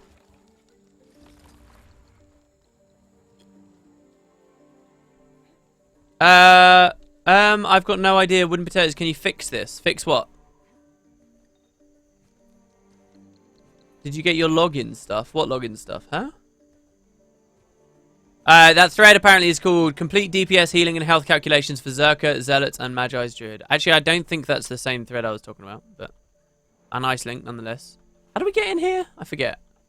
It's definitely not here. This is where the event takes place. I want that POI over there as well. Experience. Yeah, I think dungeons could have been good. Basically, the world we live in, guys, is... this is what I think happened. You know how raids are currently balanced? How difficult raids currently are? And how intense they are? And how we're supposed to really, really struggle and then eventually we get through them, and then we get a nice reward. You know, all of that idea? I do believe that dungeons were supposed to be exactly that. Those things I just mentioned, exactly that at launch. I thoroughly believe that that's the case. But the game was so divergent from Guild Wars 1 in so many respects. Economy-wise, obviously movement of combat-wise, everything. That, you know, just the things that they're capable of providing as content in dungeons, right? It was so different. ArenaNet, obviously, they never hit the mark. I think they also left dungeons too late into the development cycle, and I don't think that playtesters were given enough time to properly give meaningful feedback, okay? And And so I think that they failed with the dungeons. And then I think they made a dungeon team to try and rectify it. And who knows? We can only speculate from that point why the dungeon team never got anything great done. But then that got dissolved. And dungeons then got into a place that ArenaNet couldn't tweak. Because dungeons were now known as being the easy place you went for money. And you can't change that after that point without pissing off your audience, without adding a replacement, right? That's the point, okay? So ArenaNet comes to Heart of Thorns development, and they think to themselves, right, we do want that heavily difficult instance content. We do want that stuff for the end game players.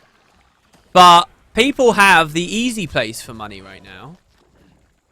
So we'd have to replace that. If we now tweak dungeons and make it what it was always supposed to be, we're going to have to add in a new thing. So why don't we just leave dungeons? Don't do all the extra work for ourselves. Leave dungeons. They can stay as they are, as the easy place for earning money, and provide that content. And let's just do an entirely new type of content that is what dungeons were supposed to be.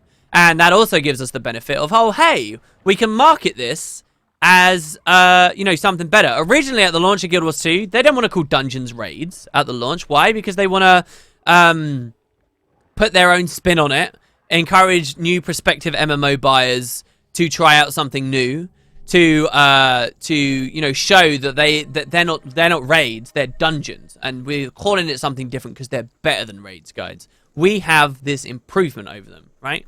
And so that's why they were called dungeons. But now you're at Heart of Thorns level, and now you're like, right, people know what they want. They want the raid experience. We can borrow that term. That's the marketable term. That's what we do. So you kill two birds with one stone at once. But their intent for what raids are is what dungeons always were supposed to be, always in the first place. And then, yes, there is the little matter of disincentivizing the dungeons. I believe that decision then gets made later and is completely, you know, incidental to the rest of what I just discussed at the end. It's then, once you've come to the decision to make the raids and make them what the dungeons were going to be, blah, blah, blah, blah, blah, it's then you decide, okay, well, hold on. We want raids to feel like they're the really rewarding thing. Let's and fractals too. Sorry, don't, you know, obviously fractals factor into this. Let's cut the money back a bit from dungeons, because otherwise we're just going to keep inflating stuff. There you go. And then that's how you get to what we have in Heart of Thorns.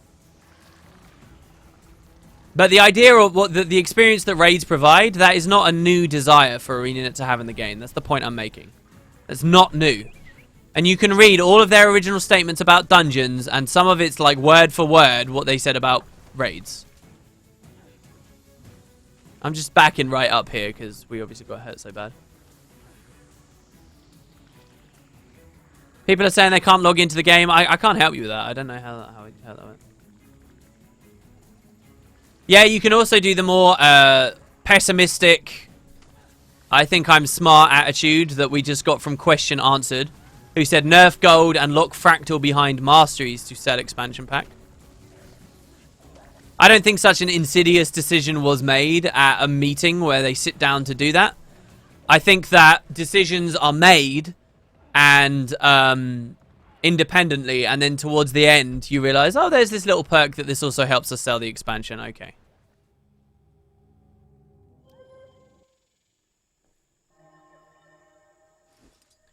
I don't think the world is as nefarious as kids who have never worked in an office would have you believe. But hey, maybe I'm just too optimistic about the world.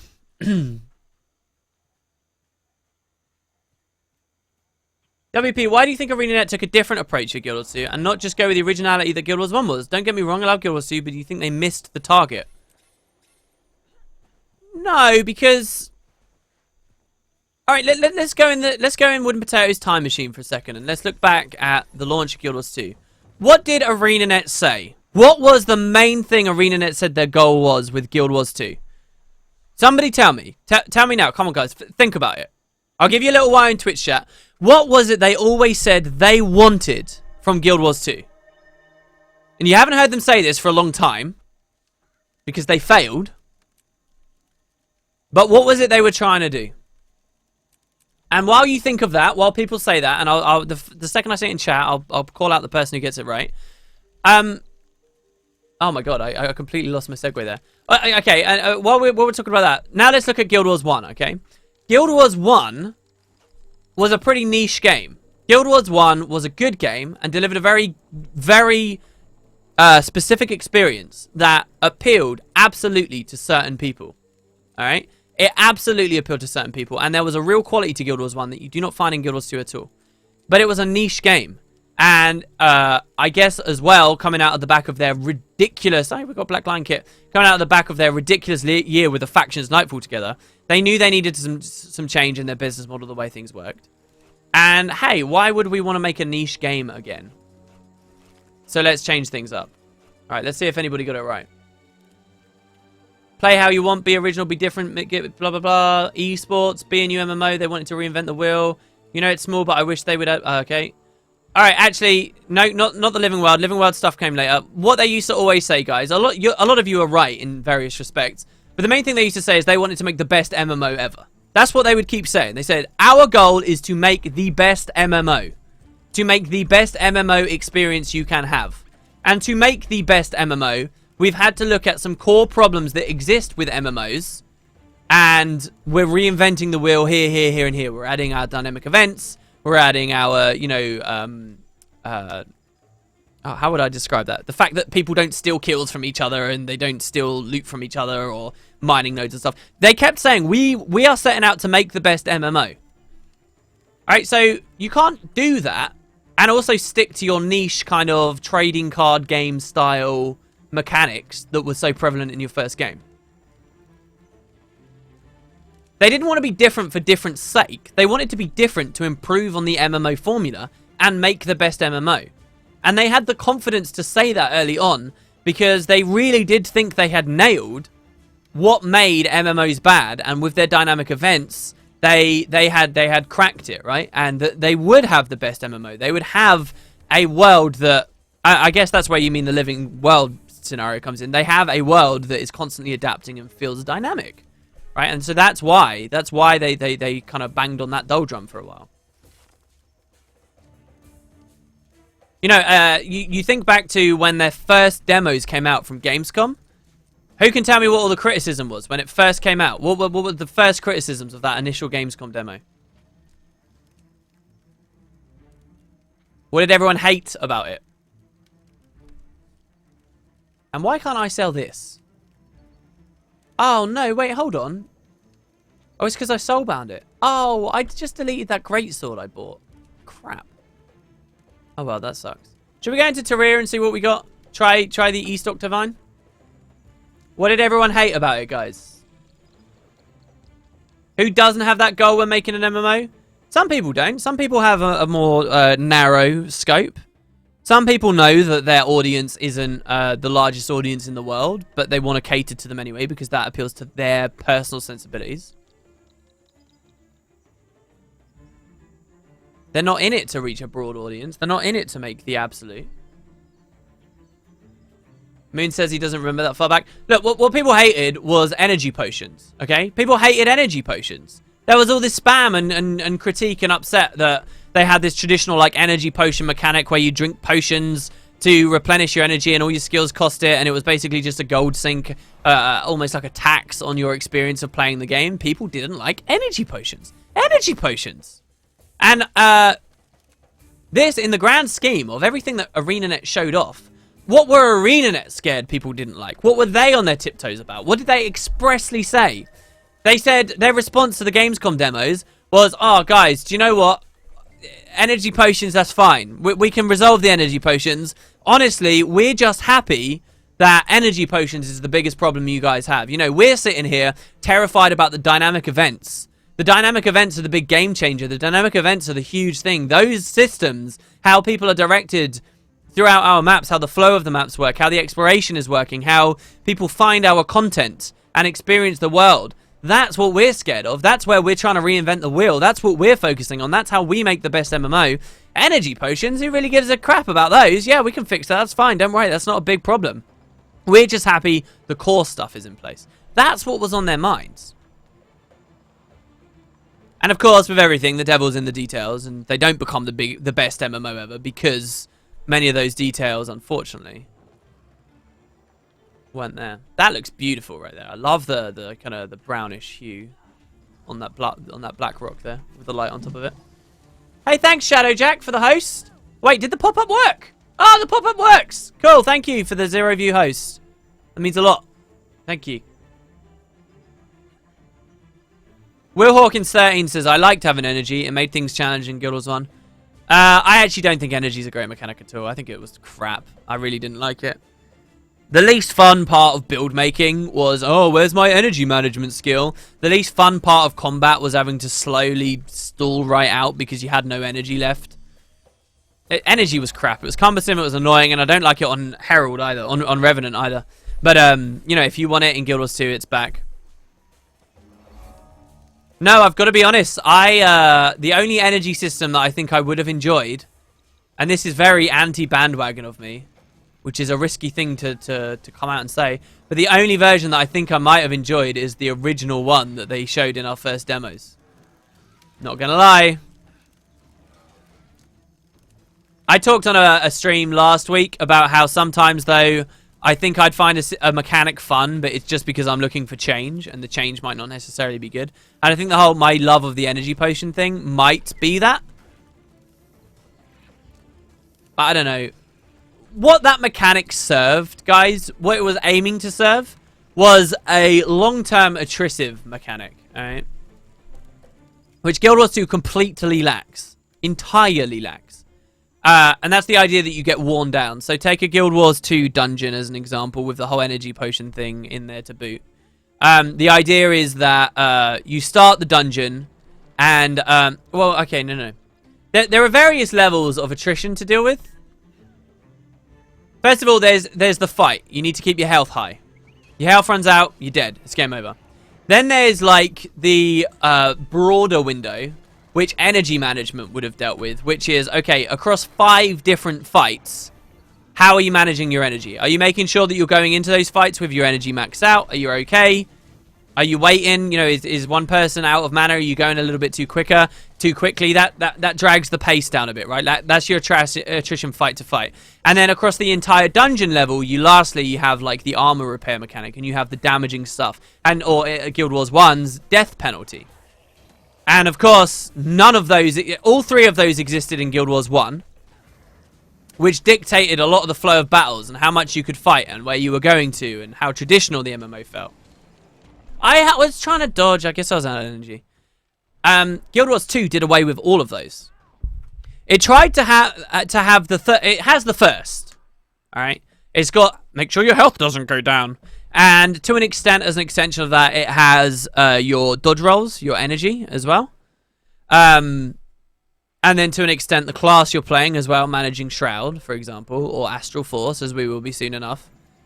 But, you know, those are very immediate. Those are very immediate. They're not, you know, longer-term mechanics. Neither the longer-term mechanics made it. They did try and do the armor damage one, but that's just slowly been reduced to nothing. There may as well not be armor damage in Guild Wars 2. It may as well not exist. I don't know why I didn't get rolled over there, but I'm very happy I didn't. I'm also surprised I'm soloing this guy. Because... oh, I just got that guy killed. Oh, no, hold on. That other dude was there. Okay, right. I understand. He saved my bacon. Usually really struggle against this. Hopefully people will come. Neither of them are there, but I like that energy potion idea. Well, now, the criticism was this, right? Alright, so you got a lot of energy. Your skills cost energy as you go forward. I can't believe I just used... No. I used that trap there. Your energy... it costs a lot of energy as you go forward, but... isn't the entire system just trivialized because you can just drink a potion and replenish it? Like, what purpose does that serve? Oh, and so I'll just buy millions of them from a vendor. And you see, it actually means nothing. It's just a gold sink. Does that make sense? So now, because you just have infinite potions. But, so Arena and I were like, yeah, that's right. Okay, we'll remove the system. What I think I would have rather they do is instead of remove the system in its entirety. Come on. No. Oh. Where was that other player? You could have come back, bro. We do need this for Druid, so I'm just going to hang out here until someone arrives. Or I'll do what they recommend I do on Guild Chat.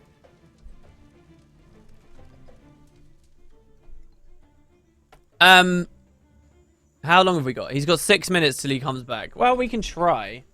I don't know. Maybe I should have added lightning reflexes or something. Just for the extra dodge.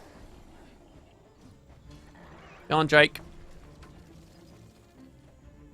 I think that instead of removing it entirely, they should have just put a cap. When you're in an instance, a cap on the amount of potions you can bring in. So, like, the potion becomes a part of your build.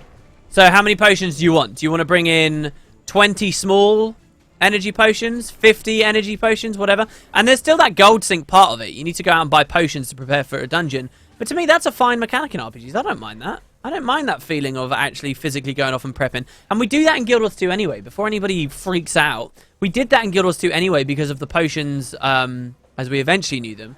The, you know, the consumables, right? The do more damage to the foes in this dungeon potions, the Slayer potions. I like that. I think that's cool. It's just like, and then when you run out, if you run out, that's it, you get booted. But there's a lot of things like that that just don't kind of work because of the way that the networking works and stuff. Because to be in a situation like that, it means that if someone DCs from the dungeon, they get kicked.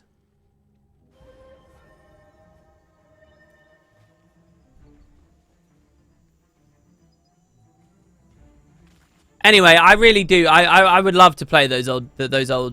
Come on, someone was there. I was sure someone was there. All right, hold on. Let me. No. Ah. Whoa, he's coming, bro. Oh, we swapped just in time. Oh, that's a mushroom back there. No. Okay, good. All right, we're just gonna keep our distance like mad. I should have a short bow on. We'd be doing a lot more damage with a short bow, but hey, fine. How was I in range of that again? At least he's so big that Spitfire seems to hit him.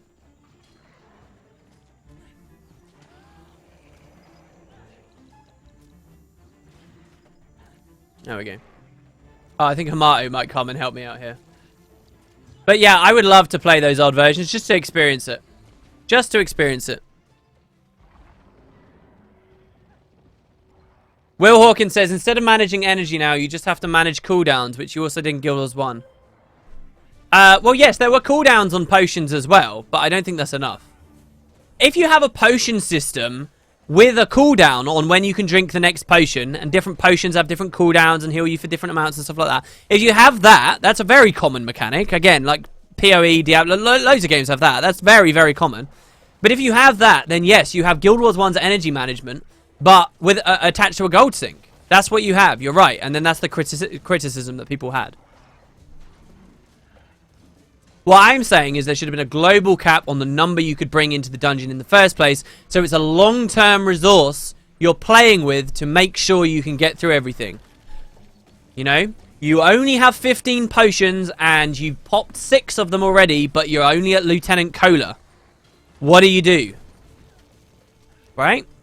There you go. That's what I'm talking about. That is mechanically serving the same function as breaking armor was supposed to, but breaking armor didn't do it either because you could just repair anvil either in the instance or out.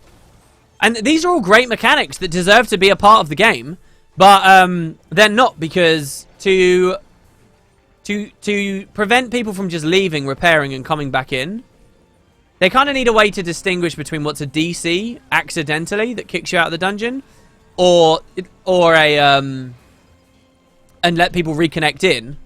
Or people leaving deliberately to go explore the outside world and then come back in afterwards. They need to do that. But they've been hesitant to do that the entire time. Right?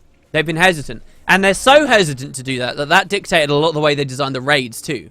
Raids are these very short, little, impactful, sudden encounters. And then another one, and then another one. And they're probably designed that way instead of like long, attritive, like hallway ideas like we had in Guild Wars 1 because of the whole reconnect thing.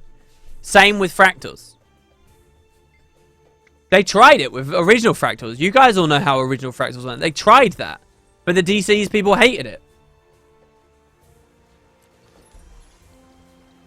And so they changed the entire design of them. Allowing people to cheese the mechanics.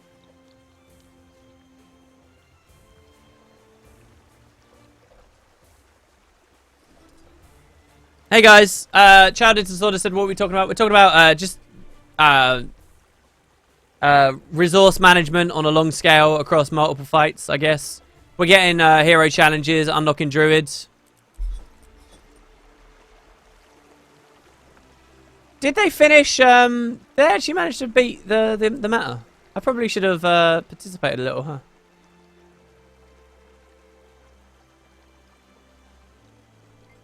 This purified... Oh, this must be for the legendary, right? Maybe? I don't know. It would make sense for something for the Druid collection takes place here. I'll say that much. Alright, yeah. We should get the hero point under Tyria. The doors are now open, so let's go in. Yeah. DCing in Guild Wars 1 was horrible. What they needed to do was focus on a robust system of that. That allows them to lock people into instances, but is also forgiving for DCs.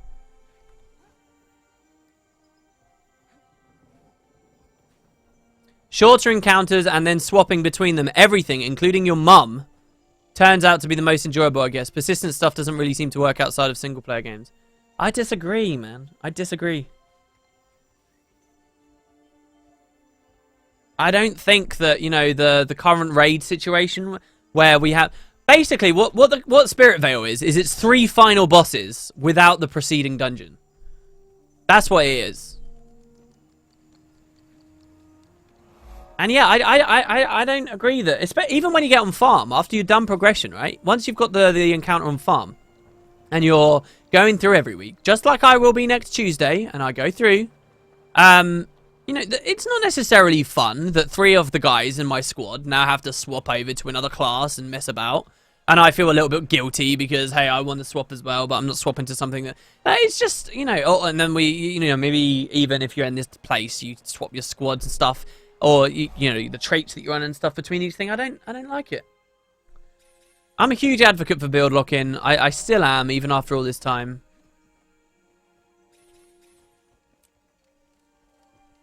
What can I say?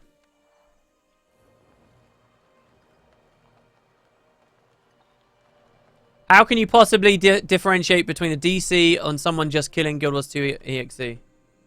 Well, no, you're right. You can't. My suggestion really is we'll get the hero challenge in the deep room first, because this is a bit of an annoying challenge to get.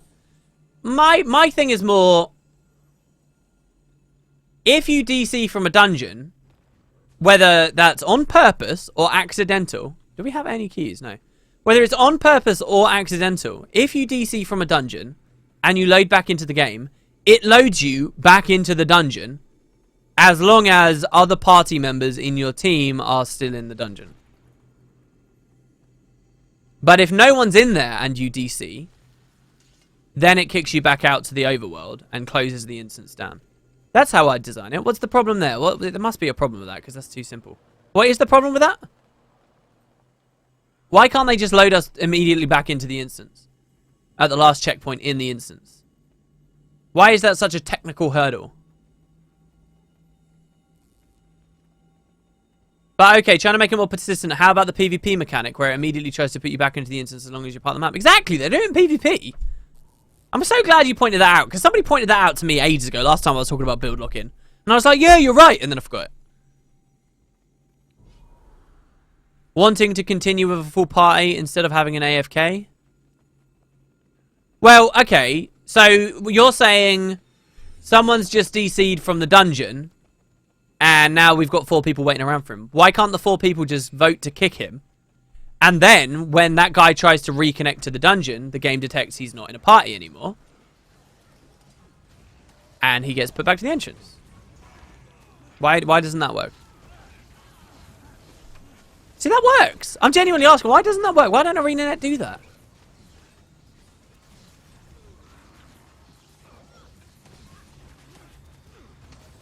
Or maybe the problem is... Maybe it's the problem of someone from the outside trying to come back in?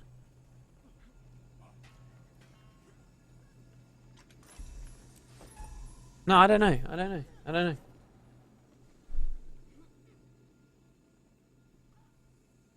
What I mean is, like... Oh, this hurts my head. What I mean is, let's say I'm 5-manning a dungeon. We get to Lieutenant Kohler in Ascon Catacombs. At Lieutenant Kohler, my 5th guy DCs. Alright? So, let's talk about that guy that just DC'd. That guy that just DC'd, if he tries to load back into the game, and he's still in my party, nothing else changes, he just tries to load back in the game, it will instantly throw him back into the dungeon, like PvP, And voila, you're done. There's no more repair anvils in the dungeons, and armor damage is quicker. There you go. You've got an actual long-term resource attritive mechanic. Thumbs up. Okay, so that's that guy. Now, scenario 2, we're 5-manning the dungeon. We're at Lieutenant Coda. That guy deliberately disconnects because he doesn't want to run the dungeon anymore. Oh, all he does is leave party. So I'm the 5th guy. I want to leave. I click leave party and it boots me out. Just like, and we've seen that mechanic as well. And it boots me out. And now I walk to the door of the dungeon and it doesn't let me in. Okay, that's fine. But here's the thing. Scenario 3. We've got 5 people at Cola. The 5th guy fucks off. Maybe he DC'd. Maybe he doesn't want to come back. We don't know. But he's not returning or he's not in the party anymore. So now we've only got 4 people. We want to fill that slot. Because otherwise, we can't do this dungeon. Lieutenant Cola is too hard for us. He's too hard. I don't know what dodge roll is. And I only have dual daggers and we're all thieves. And we're in blues. It's too hard. I need a 5th player. But what do we do? How does the 5th guy get in? How do we find a new person? The game would have to detect that you are a newcomer to the party. And then and only in that scenario, as a newcomer to the party, does it let you in. But as someone, and then you can join. And then once you're joined in, you're locked. Because otherwise, do you see what I mean? That's why it doesn't work. You'd have to restart the whole dungeon. And what was frustrating in Guild Wars 1 wasn't just being the guy that got DC'd and couldn't get in again. But what was frustrating was having people DC and suddenly you don't have enough people to complete the content anymore. And now that they've been forced to go to raids and they've bumped it up to 10-man for all the stuff we discussed before, 10-man, these issues are even more exaggerated than they once upon a time were. I don't think they want to encourage kicking people because they've done poorly. Well, you can do that anyway. You can kick people anyway because they've done poorly. That happens. Right? I'm not talking out of my backside there.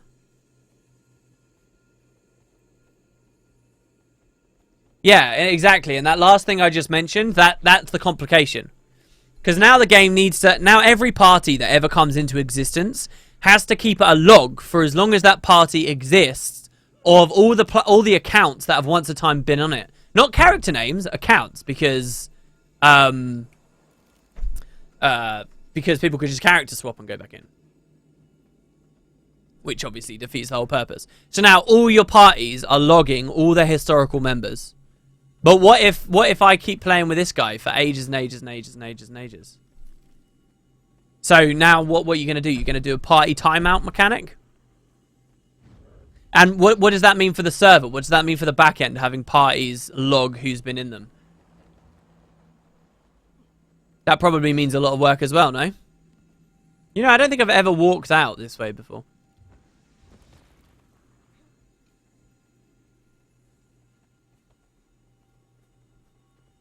Or do you make it so only parties that are currently in dungeons log what's going on?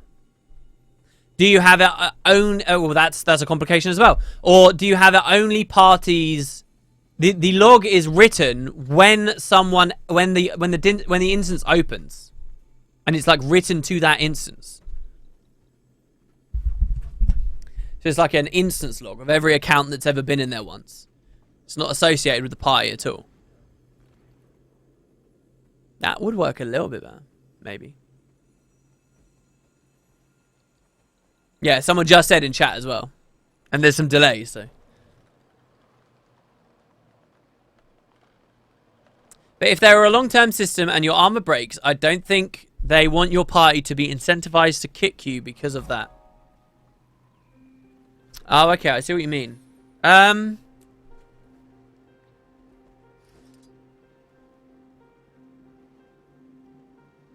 Yeah, I see what you mean, because in Guild Wars 1, here's the situation.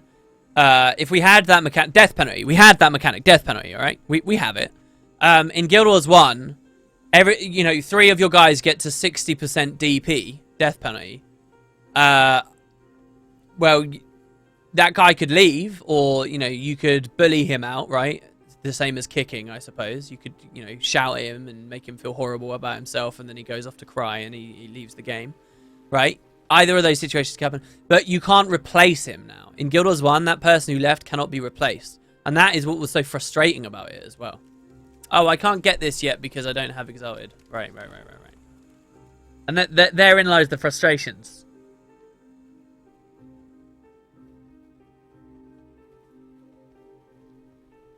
I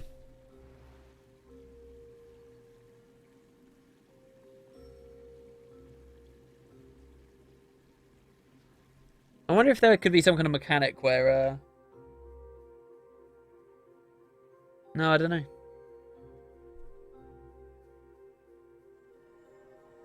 Yeah, if you want the whole build lock and armor penalty, you couldn't let them invite new members. And then the sad thing about that is, if you go in that route, the longer the content, the longer the dungeon, the more chance there is for that frustration to flare up. But it's exactly for long dungeons and contents that you'd want it to exist. So it's kind of just like, it's like an inherent problem buried in that traditional design, which would explain why ArenaNet moved away from it. Maybe.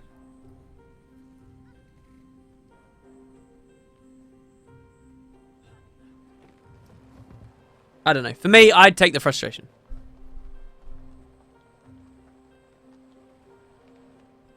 I enjoy these discussions, but I think ArenaNet and every other company making dungeons and MMOs had this discussion for years. Probably.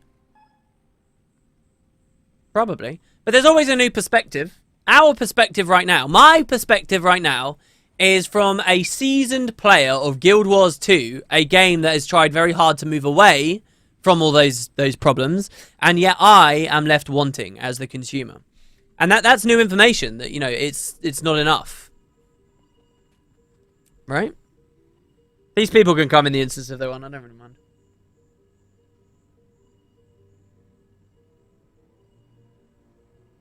Yeah, in Guild Wars 1, every time you died, you lost 15% of your max health every time. And it stacked all the way up to 60%. And then in hard mode, if every member of your team had 60% death penalty and died, you couldn't res again, you'd get kicked out.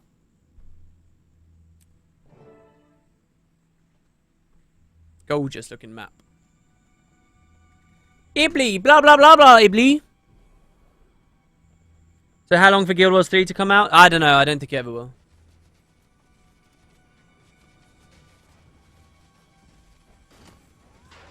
You know, this is going to sound really stupid, and it's going to be an unsubstantiated, speculative, armchair comment, alright? But it is something I believe. I honestly think one of the easiest ways for ArenaNet to earn more money,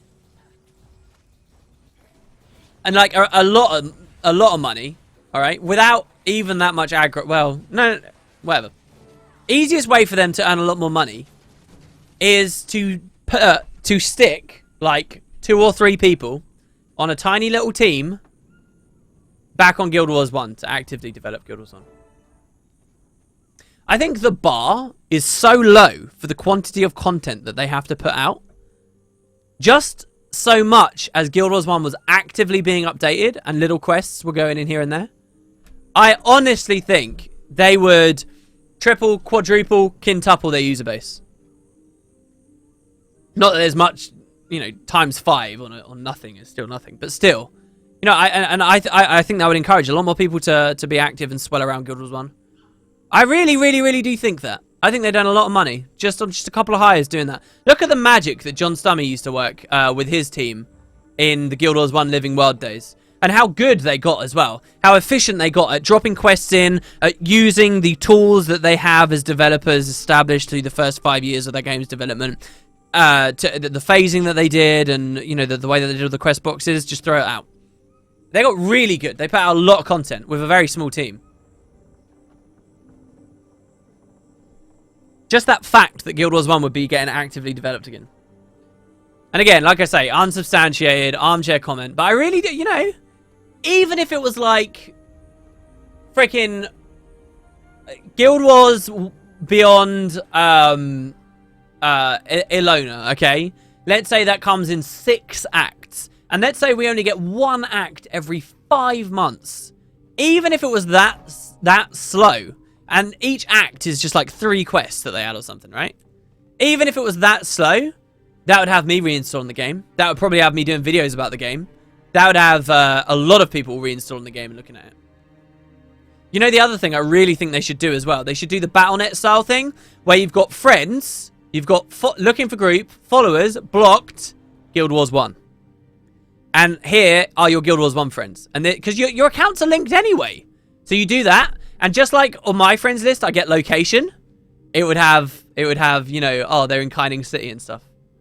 That little thing there as well, that could be crazy difficult, alright? I'm not even gonna butter that one up. That may be, you know, like a year's work, and obviously isn't worth it. But still, how cool would that be? Your accounts are linked. It knows the character names you've got saved from your other ones. Why wouldn't it know your friends list and import it in? And you could chat to each other across 250 years. That would be the shit. All right, that and the odd little quest in Guild Wars 1. It'd be nice. I think I would have, not that I lack respect for ArenaNet, but I think my respect for them as a gaming company that isn't just all eggs in one basket, but really cares about their franchise as a whole. My respect would go through the roof if they were doing that, you know? If there was active development on both. Because, you know, people keep asking about this whole Guild Wars 3 thing. And there's this idea that Guild Wars 3 would kill Guild Wars 2 or something. It doesn't actually have to be that way. It didn't even have to be that way Guild Wars 1 to 2. Yeah, the shit is a good thing, yeah. Absolutely is. What about importing all of Guild Wars 1 into Guild Wars 2, make it a time travel thing? Wow. You know, there are so many fun ideas that I have that I thoroughly enjoy the early leveling in Guild Wars 2. That's why the Iron Man challenge ended up the way it did, and I think that if I had access to developer tools and stuff, one of the most fun things I think you could do is recreate pre-searing in Guild Wars 2 and have it its own like pocket world, its own pocket universe with its own level up mechanics. It'd be like another version of like the Super Adventure Box style thing where you take this game space that's within Guild Wars 2, but it is mechanically very different in many ways, and you would have that like little pocket world there as like built inspired by the old pre-searing. And the quest could be, oh, it's in a certain time machine, takes you to the early days of Ascalon. Would you like to test out my machine? And you go in and it's like, ooh, and then you go. I think that'd be really fun. But importing all of Guild Wars 1 into Guild Wars 2 is crazy. Yeah, RuneScape is a friends list where you can message from, for example, old school to RuneScape 3. You know, it's great. It's great. You know, global chats like that, that's a really good idea. I really like that. And I don't know. I wonder, sometimes I wonder, like, you have to think, often it's easy to be like, alright, ArenaNet made the decision. But did they?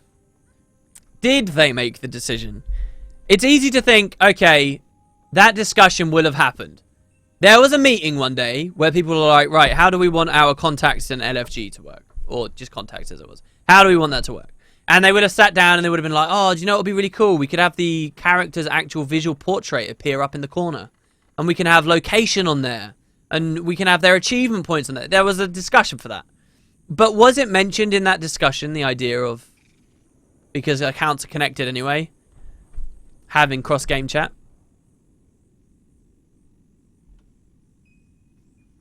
If they can't even bring back Super Adventure Box, how should they be able to do that?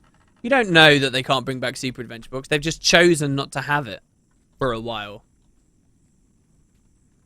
Well, actually, yeah, no. Well, the thing is, they broke a lot of Super Adventure Books mechanics when they did other stuff to do with, like, hacking prevention or something. WP, do you think they should continue bringing Doom into Guild Wars 2 somehow? I believe there's law precedent for it because of the suggested issues in the underworld that we hear about at God's Lost Swamp.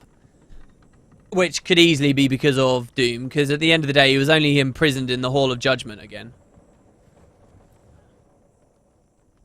Will Hawkins said, we don't even have dyeable weapons yet, either.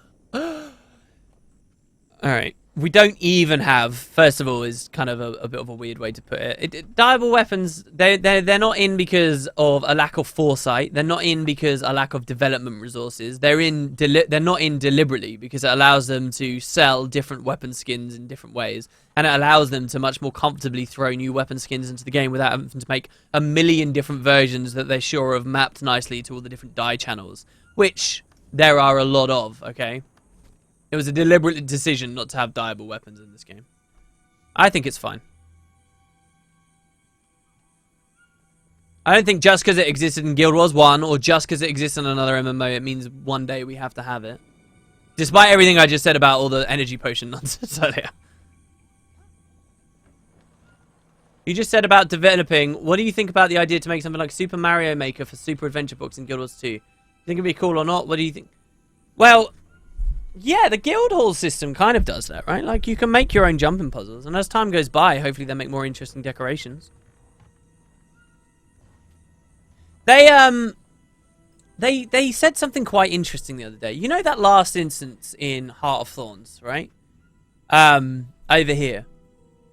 Where you've got the spinning tower. I love that thing so much. I love the actual moving terrain. But they said that it was only possible in small maps, in small instances. So I suppose it's crazy, first of all, just to think of anything in a guild hall having that, let alone one that we could place. But if you could actually place moving objects, how cool would that be? Or think about the not so secret jumping puzzle where the vents blow up and then they create platforms that drop up and down. Or like the South Sun Cove one, where there's the steam vents again. The natural ones lifting up the rock platforms. I wonder whether those could work as decorations. You put those in as decorations and you're already getting a lot more interesting like jumper puzzle stuff you can build.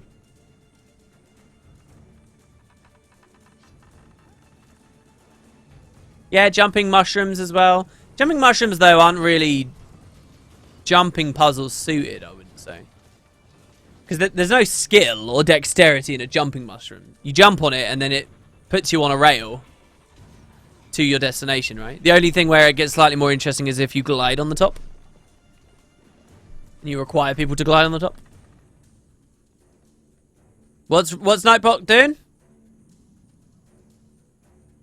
How is it going with the gear getting? Right now we're just doing a bit of story because I think I need to do a bit of story. I'm a bit lost actually. We're going vaguely for Yggdrasil here. I know at least we need the machine staff, so we've got to get to Mordramoth. The last map.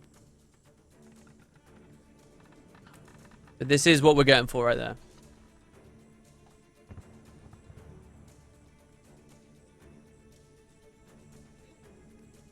I think on tomorrow's stream we'll do the fractals as well. I should have done some fractals today actually.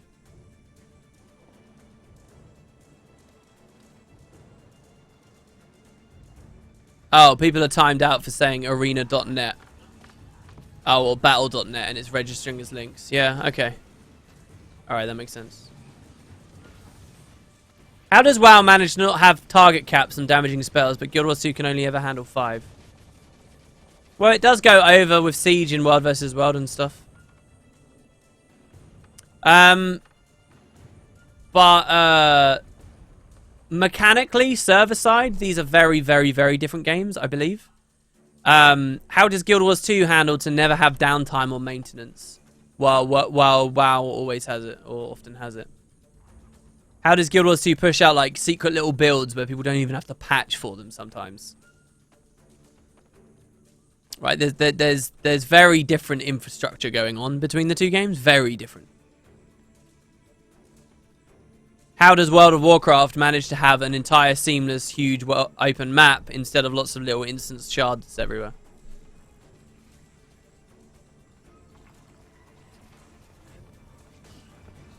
Yeah, Guild Wars 2 this is the Guild Wars 1 engine. It's just an exploded version of it. Guild Wars 1 was just like lots of little instances everywhere, right? That you could only have 8 people in. These are basically they've made those instances as big as they possibly can.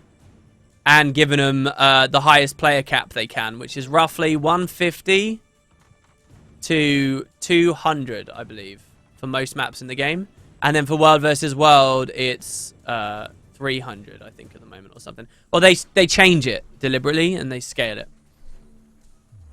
Just to stop people being able to game the system or something in World versus World. Yes, there were improvements to the engine, you're right. Like, in terms of mobility. Guild Wars 1 didn't have a true Z-axis, as someone just quite rightly pointed out. So, where I'm fighting right now, okay? If this was Guild Wars 1, my auto attacks right here would be damaging a mob up here on this bridge above me. These traps that I drop, these traps would blow up enemies above me. Enemies auto attacking up there would be hitting me below. So they did add it. They have improved it. It's not the same game, obviously. Look at it. It's a graphical marvel compared to whatever we saw in Guild Wars 1 for a start. But it is the same core infrastructure.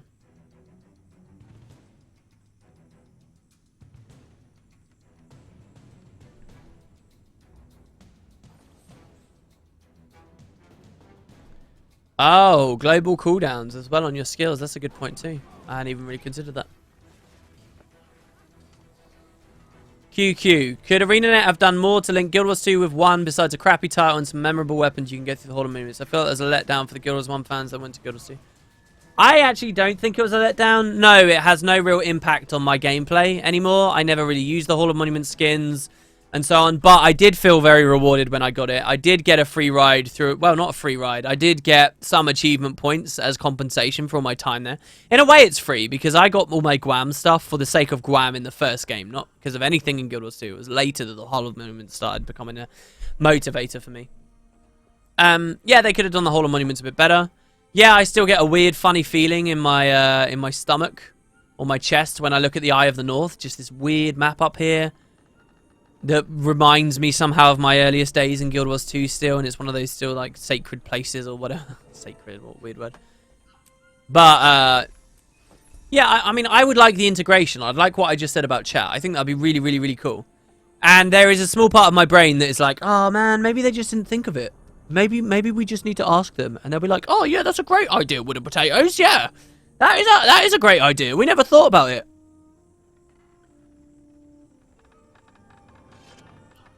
We'll do like a, you know, like a mini funny video about it, right? Somehow. We'll do what Peachy somehow managed to do with her little viral video. We'll get everybody really excited about it. Alright. There are some more achievements here, but I don't think they give me anything great. So we're just going to leave.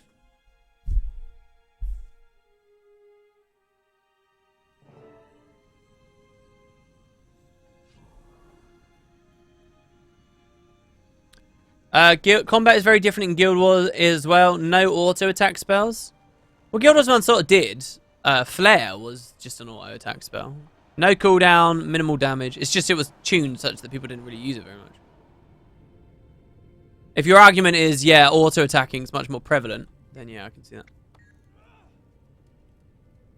This sucks. I hate that they've nerfed so many of these things. Make it character bound and make them easier to get then. Do that. Do that. And then you can have these cool mechanics back. Oh, God. Please. Oh. Why don't we just auto get that? We're doing very well here. We've almost got our elite specialization. On a 0 to hero. I think this has been really eye-opening to me. I don't know how anyone could have QQ'd about this. Not under the current implementation of the game.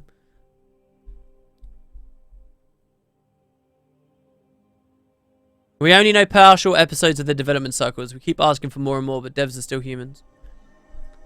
No, you're right. It's just, I don't know. It's weird. It's like, if they sold a bunch of copies of Heart of Thorns, did they get some new hires? Who can, you know, start putting out more content faster? Because their teams are bigger? You got to be very careful, obviously. You can't just throw money at a problem and expect things to get developed quicker. The more people you hire, the more unwieldy, the more what's the word for that? The smaller the development team, the more direct and focused the product eventually is, because there's less people in the development team. Everyone generally knows what each other's doing. Everyone has the same goals. The more people you add, the more, I want to say bland or grey or something. Like, the left hand doesn't know what the right's doing far more often than not. So, the eventual experience is less focused and less directed and is more varied and is more at odds with itself. So, the more, it's not just a question of hire more people. And there's obviously a limit. And you have to grow slowly and steadily. And you have to build your teams up gradually. And you have to make sure everything's working like clockwork. And obviously when big high-profile people leave the company, that's going to throw huge thorns in your side. But you would like to think that gem store sales and Heart of Thorn sales and stuff like that generates money, which eventually transitions into a better product for us all. That is more frequently updated with more of the features we like. And yes, devs are only humans, but we want more from the company. I just got my first legendary yesterday. Your Laurel video on T6 materials really helped. Thanks, WP. No worries. No worries. That was a really cool video, actually, for what a person responded to me about.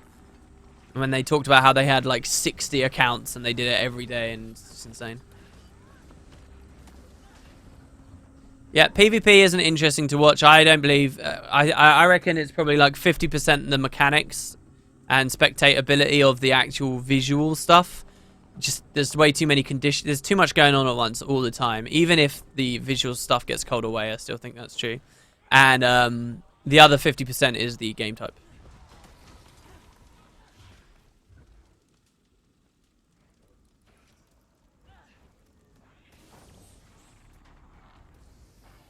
Fun random fact, because I always hear put more people on X, there's a general rule in software development, adding manpower to a late software project makes it later.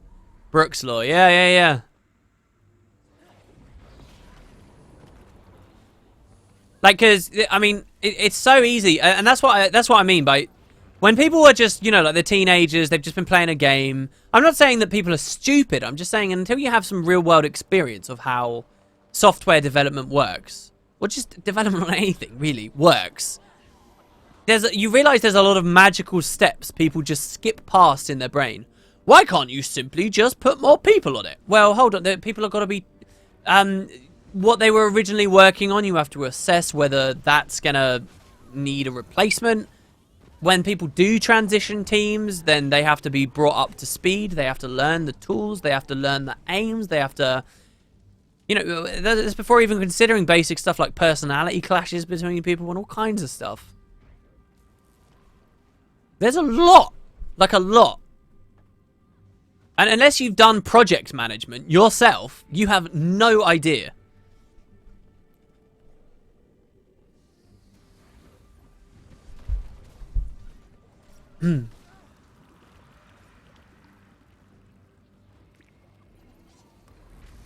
It's not just a question of time either, by the way. It's a question of money. The more people you hire, the more money you have to spend to manage the people that you hired. So money spent means more money spent. Hiring 15 new people slowly, gradually, perfectly over a year so that they integrate into the teams where they're best needed, they have the talent, and so on. Doing that still has further expense on top of it, even if you get everything else right, because all of a sudden it's like, hold on, we need more managers, we need more space, we need more cleaners maybe now. Well, you know, you need a lot of stuff. Not that I know how their building works. What is my world completion on my 0 to hero tune? It is, oh, it doesn't say in this map. That's crazy. I don't know. I should be able to mouse over this and it should say. Get on that arena. It's like 50%, I think. 50% is what I saw the other day. Don't you think some things are worth the effort, though? Like separating balance between game types. Doing so would require a lot of money effort. I can't say. I don't know. I know what I want to see as a player of the game. That's as far as I think it's smart to talk. I want to see that. I want to see separate balance, real consideration given to each area of the game. Absolutely. That's what I want to see. I can't intelligently talk about how easy that is to do. So hopefully you never catch me doing that. Not unless I'm being kind of tongue-in-cheeky. I know I should have been raising people. But a good offense is always a good defense, guys. They're both defeated. I got it. Oh, I got it, guys. I'm the hero. This is it. 0 to hero. Yes! Where is now? It's not really our place to say. That's the thing. It's not our place to say. And this is why, again, like, I really like the idea of just, like, absolute candor from developers.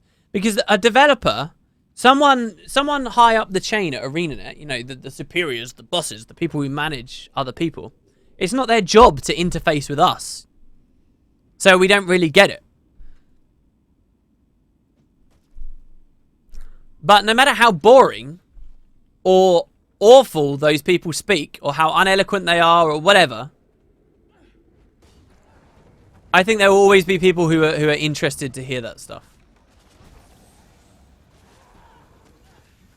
And I think if ArenaNet genuinely want what's best for the game, then they're genuinely making decisions that are best for the game, and they just need to explain them to us well enough.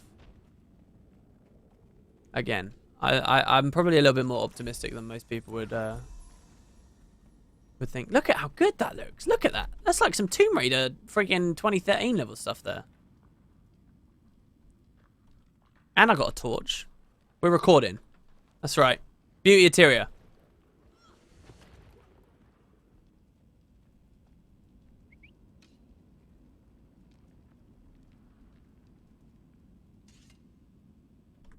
Done. Nice. Alright, moving on. Hey, ArenaNet, where's the damn content? Restless Sleeper.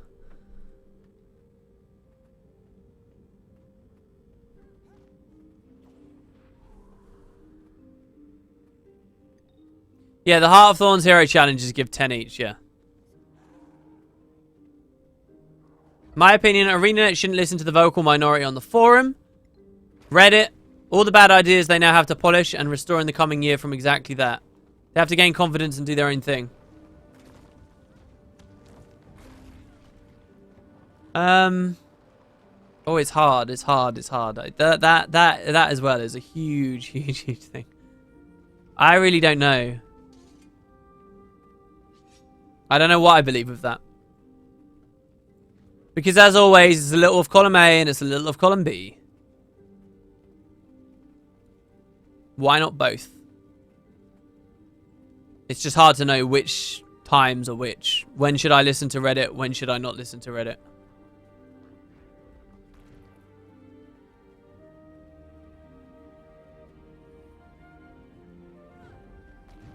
Oh, turd. That's the term.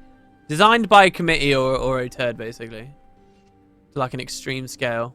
I don't really know what we accomplished wandering through there, but it was very pretty. Rule of thumb for game design, never ever visit the suggestions forum for your game. I don't know about that, though. What you need is direct feedback from people who are qualified to give it. That's why you have internal playtesters. That's why they're the ones that should be listened to. But also listening to your community is important as well. You can't understate that. But here's the funny thing. Why is it important, guys?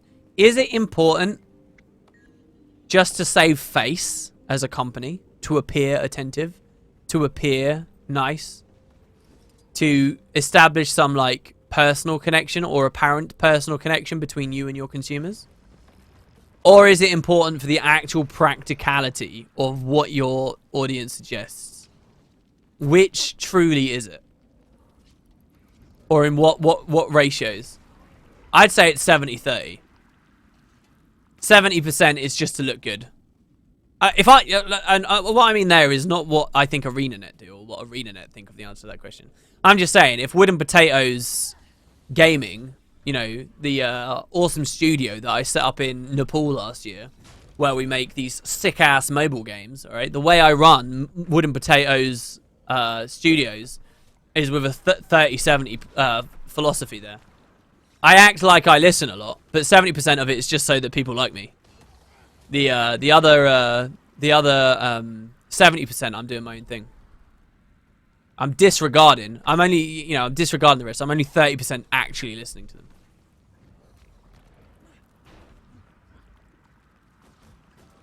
You don't want to weigh criticism from WP the same as some random blokes in a forum. Why? Well, actually, no. All right, I'm going to be a bighead here. I am going. You spam the high horse emotes. You're more than welcome to. I do believe my opinion is more respectable and should have more weight to it than a completely random person on the forum. And why? Because I have verifiability.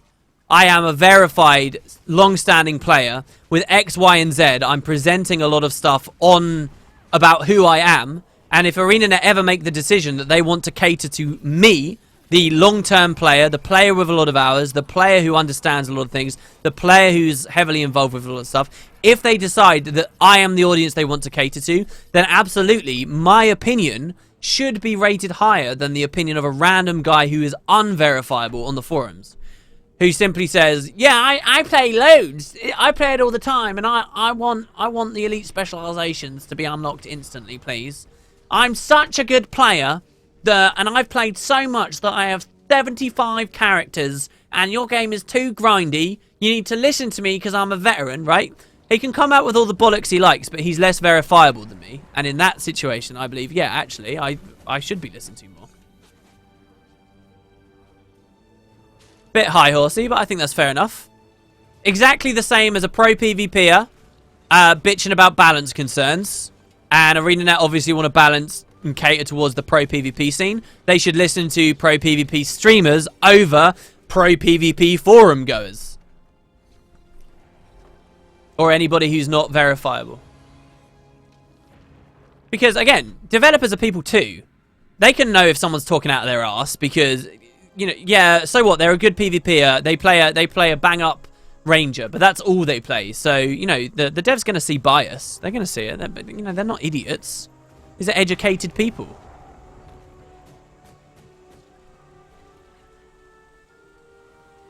Yeah, so basically, yeah, I want to live in a streamertocracy where only streamers are listened to and get to make decisions. Thank you. Make it happen. Unfortunately, nobody streams my mobile game, so I don't get that luxury as a game developer.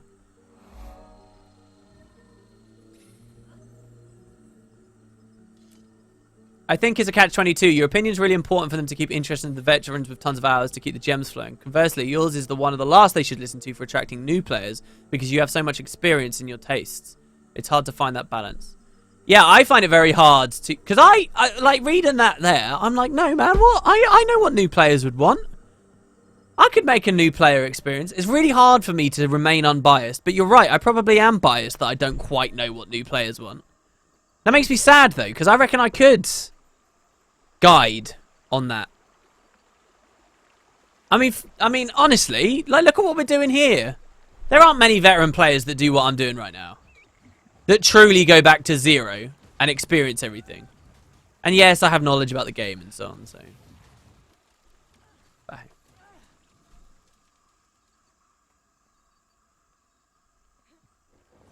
Yes, in theory, WP, you're right, but in reality, people are not that smart. No, they are. They really are. I like Twitch chat yesterday on the Pro League finals. I really like... There were certain comments that were coming out in chat that, just toxic, annoying. Hee, I'm on Twitch chat. I can type whatever the hell I want, and it doesn't matter, and I'm an asshole. Right? People just, you know, typing horrible things. Like, nothing crazy. Nothing that, you know, would really upset me or whatever. But you know that the devs are seeing it as well. And I don't know. I like that. I like... Because the devs, you know, they know what to ignore. They know what's stupid. They know what the jokes are. They know, you know, they're just people. I think it's easy as a human being to forget just how real and alive and full other people's brains are.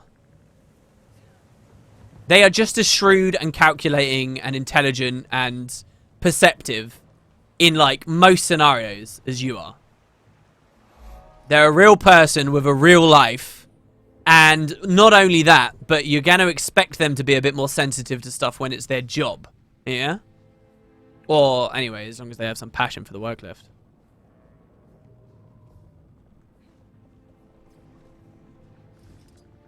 So I don't know. That fills me with confidence.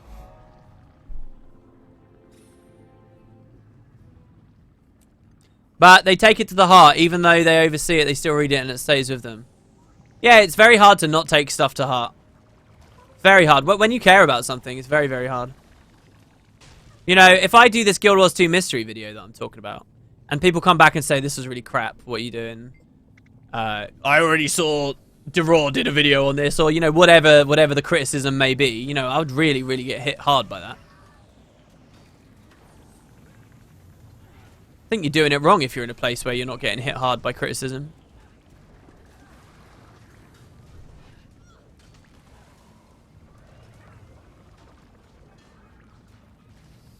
No. See, so Cat Patcher just said in chat, take you, for example, if you had like 150 comments saying your stuff suck, you would overlook it, take it in the positive, but that hateful stuff still sticks with you. Yeah, you'd try to overlook it. That's why I don't have a heart. My edges are too sharp for you. Wow. Anyway, my point is with all of this, back to what we were originally talking about, my point is that,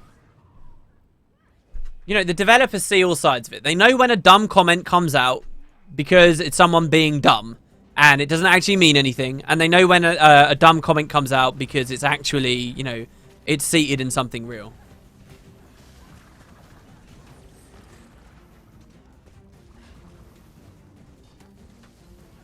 Someone said the amount of pricks taking the piss out of one of the Vermilion players' weight during the stream yesterday makes me sad for the community. Yeah, the funny thing is, right, you go to any gaming convention, you go to anything, like, specifically MMO related as well, like, a good 40% of everyone there is, like, massively, like, grease beast level, alright? So, it's funny to think that people would bitch that a single pro player, oh dear, has got a couple of pounds on him. It's amazing. It's actually amazing. I've actually been forever shocked with all the LAN events that ArenaNet have done.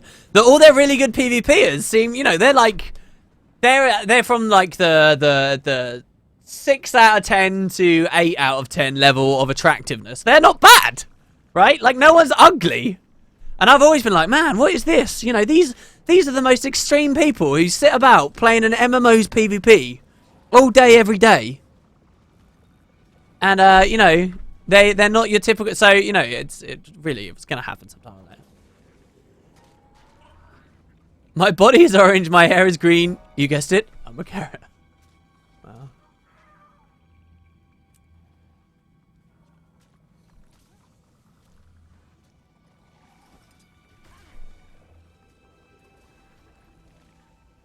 And anyway, it's like I was saying earlier on the stream. It's not just, it wasn't, I didn't even notice any of that you guys are talking about. I didn't notice anyone singling out a single person of a million. I just noticed people saying, oh, virgins, lol, so on, so on, so on.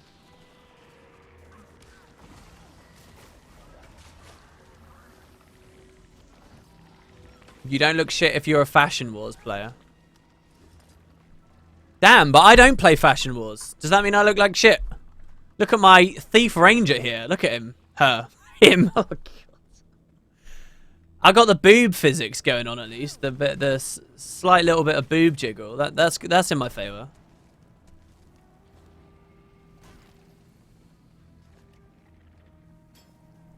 I mean, to be honest, it's not too hard to just go to the gym for a couple of hours 3 times a week and play video games for a living.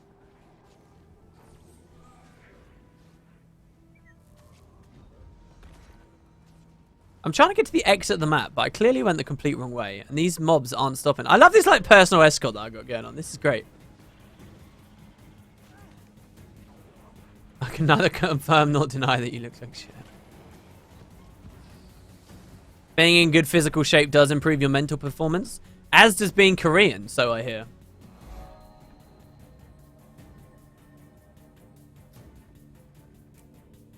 But you know, it's Twitch chat. I like our chat. I think our chat's alright. I think our mods have done pretty well at just, you know, slapping down on people. But we don't really have to too much. Oh, the funniest thing about hey WB, just want to say I love your vids and keep up the great work. Thanks very much, Umbra. That really means a lot. Thank you. I do intend to keep it up. And we're gonna have a bit of a quality bump very soon. Ooh, it's gonna be good. One of the funniest things in chat, though, and I couldn't help. I was a little bit toxic myself there.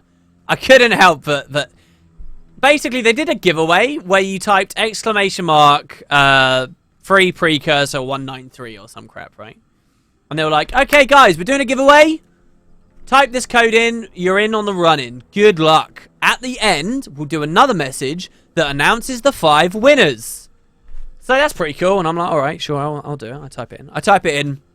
Obviously, you got 4,000 people spamming that link. Yes, it spams the crap out of chat. You can't see anything. So this goes on for about 5 minutes or so. Lots and lots and lots and lots and lots of spam. But what you guys have to realize is after the first minute of that, okay, why are people spamming the link in chat? It's not because they saw the original dev post that said, oh, type this, blah, blah, blah. It's because they came back, they noticed something's going on. They've seen other people typing it, and they're like, oh, there must be a giveaway, I'll do it too. That's the only reason they're doing it, because everyone else is doing it, all right? It's not because they actually know what they're doing it for. I mean, they can derive that because it's a precursor, but whatever, right? You get what I mean? So anyway, this goes on for a while. ArenaNet blocks chat off, stops it, types out a message that says, hey, which stops the flow, and everybody can go back to regular talking. And so everybody's regularly talking, and then they say, hey, we're announcing the winners. The winners are Dazarat and at Omegor. Awesome, guys. There you go. There's the 5 precursors. And then everyone's like, well, hold on. No. What are you talking about? You only revealed a couple of precursors there. You only revealed 2 people. That's stupid. So then they come back and they say, oh, yeah, all right, this was a copy-paste issue. Don't worry about it, guys. Your stuff's all fine. It's all sorted. But we're just gonna figure out who those other winners. Give us a second. And some guy, right? Some guy, he must have seen this at some other point. Some guy, then, random dude, not associated with ArenaNet at all. Regular chat has resumed, okay? And everyone's like, okay, we'll just wait for the other 3. And some guy in regular chat now says this. He says, guys, only 2 precursors got given away. Quick, type blah, blah, blah to re-enter, exclamation mark, cheeky face or whatever, right? So he does this, obviously as a joke. And some idiot actually retypes the thing straight away after it. And I'm like, you're a moron. Why did you do that? And then another guy does it. And another guy does it. And then people start saying in chat, no, the giveaway's done, guys. Don't worry about it. And then another guy does it. And another guy does it. And all of a sudden it starts spamming up and it's this huge avalanche. And now we're in the situation we were in earlier where people are looking at chat and they're like, oh, something must be going on. And just this huge avalanche worth of Twitch chat nonsense just explodes once again with the precursors. And I was like, this is the stupidest thing ever. You guys are complete morons. This is hive mind idiocy at the highest, most amazing level ever. And just as the spam was rolling past, I just typed, you guys are all idiots, and it just flooded off the screen instantly. It was amazing. That, like, one guy set it all off. And then ArenaNet closed down chat and says, no, guys, don't worry, you don't have to do this. And then it became a joke and people started doing it. It was hilarious. I'm trying to get this POI in case you guys don't know. What I kind of maybe want to do now is Dragon Stands. Instead of the other map metas, I don't know. We won't be able to get machetes easily. But maybe this would be good. Lots of experience. We don't have to worry too much. Get kind of the Zergy gameplay.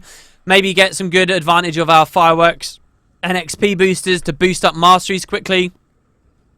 And then it's just like the elite specialization we have to work on. What do you guys think? But we'll also be doing our daily fractals and seeing how that goes. We're sort of well into phase 2 now. I kind of wanted to finish Druid today. That would have been really cool to have had the stream, but we're almost done with it. Next stream will be done. Grace of the Land right there, baby. Super important. And there we go. We're done with that. But yeah, guys, we've been going for a while. I wanted to go on a little bit longer today because obviously we missed it yesterday because of the whole blue screen issue. But yeah, none of the updrafts are working.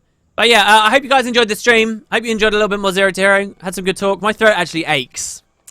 So that sucks. But hopefully it's not too much of a big problem. And yeah, I'm going to go get to work on some other stuff. Hopefully figure out why my microphone still has this kind of telephony noise on it. It might be because of my FET head. I'd be very happy if it does turn out it's because of my FET head. But I don't think it is. I think that's clean gain and I don't think it matters. Could be the phantom power going through the 5280. I don't know. Anyway, thank you very much, guys. We're gonna grab this POI. I hope to see you tomorrow for some fractal good stuff. Maybe some guild mission stuff, or I might have to do missions today. How did we do for missions this week? We only did 2. I may have to do this before reset because we need favor and stuffs, and we're building up Ethereum again. Been a bit neglectful of the guild since that one mission stream went away. Maybe we can just keep doing it while we're on Pole Dropper. I don't know. Anyway, thank you guys. Hope you all have a wonderful day. Check out some of the other streamers on Twitch. Keep an eye out on the channel for good stuff to come. I'll see you next time.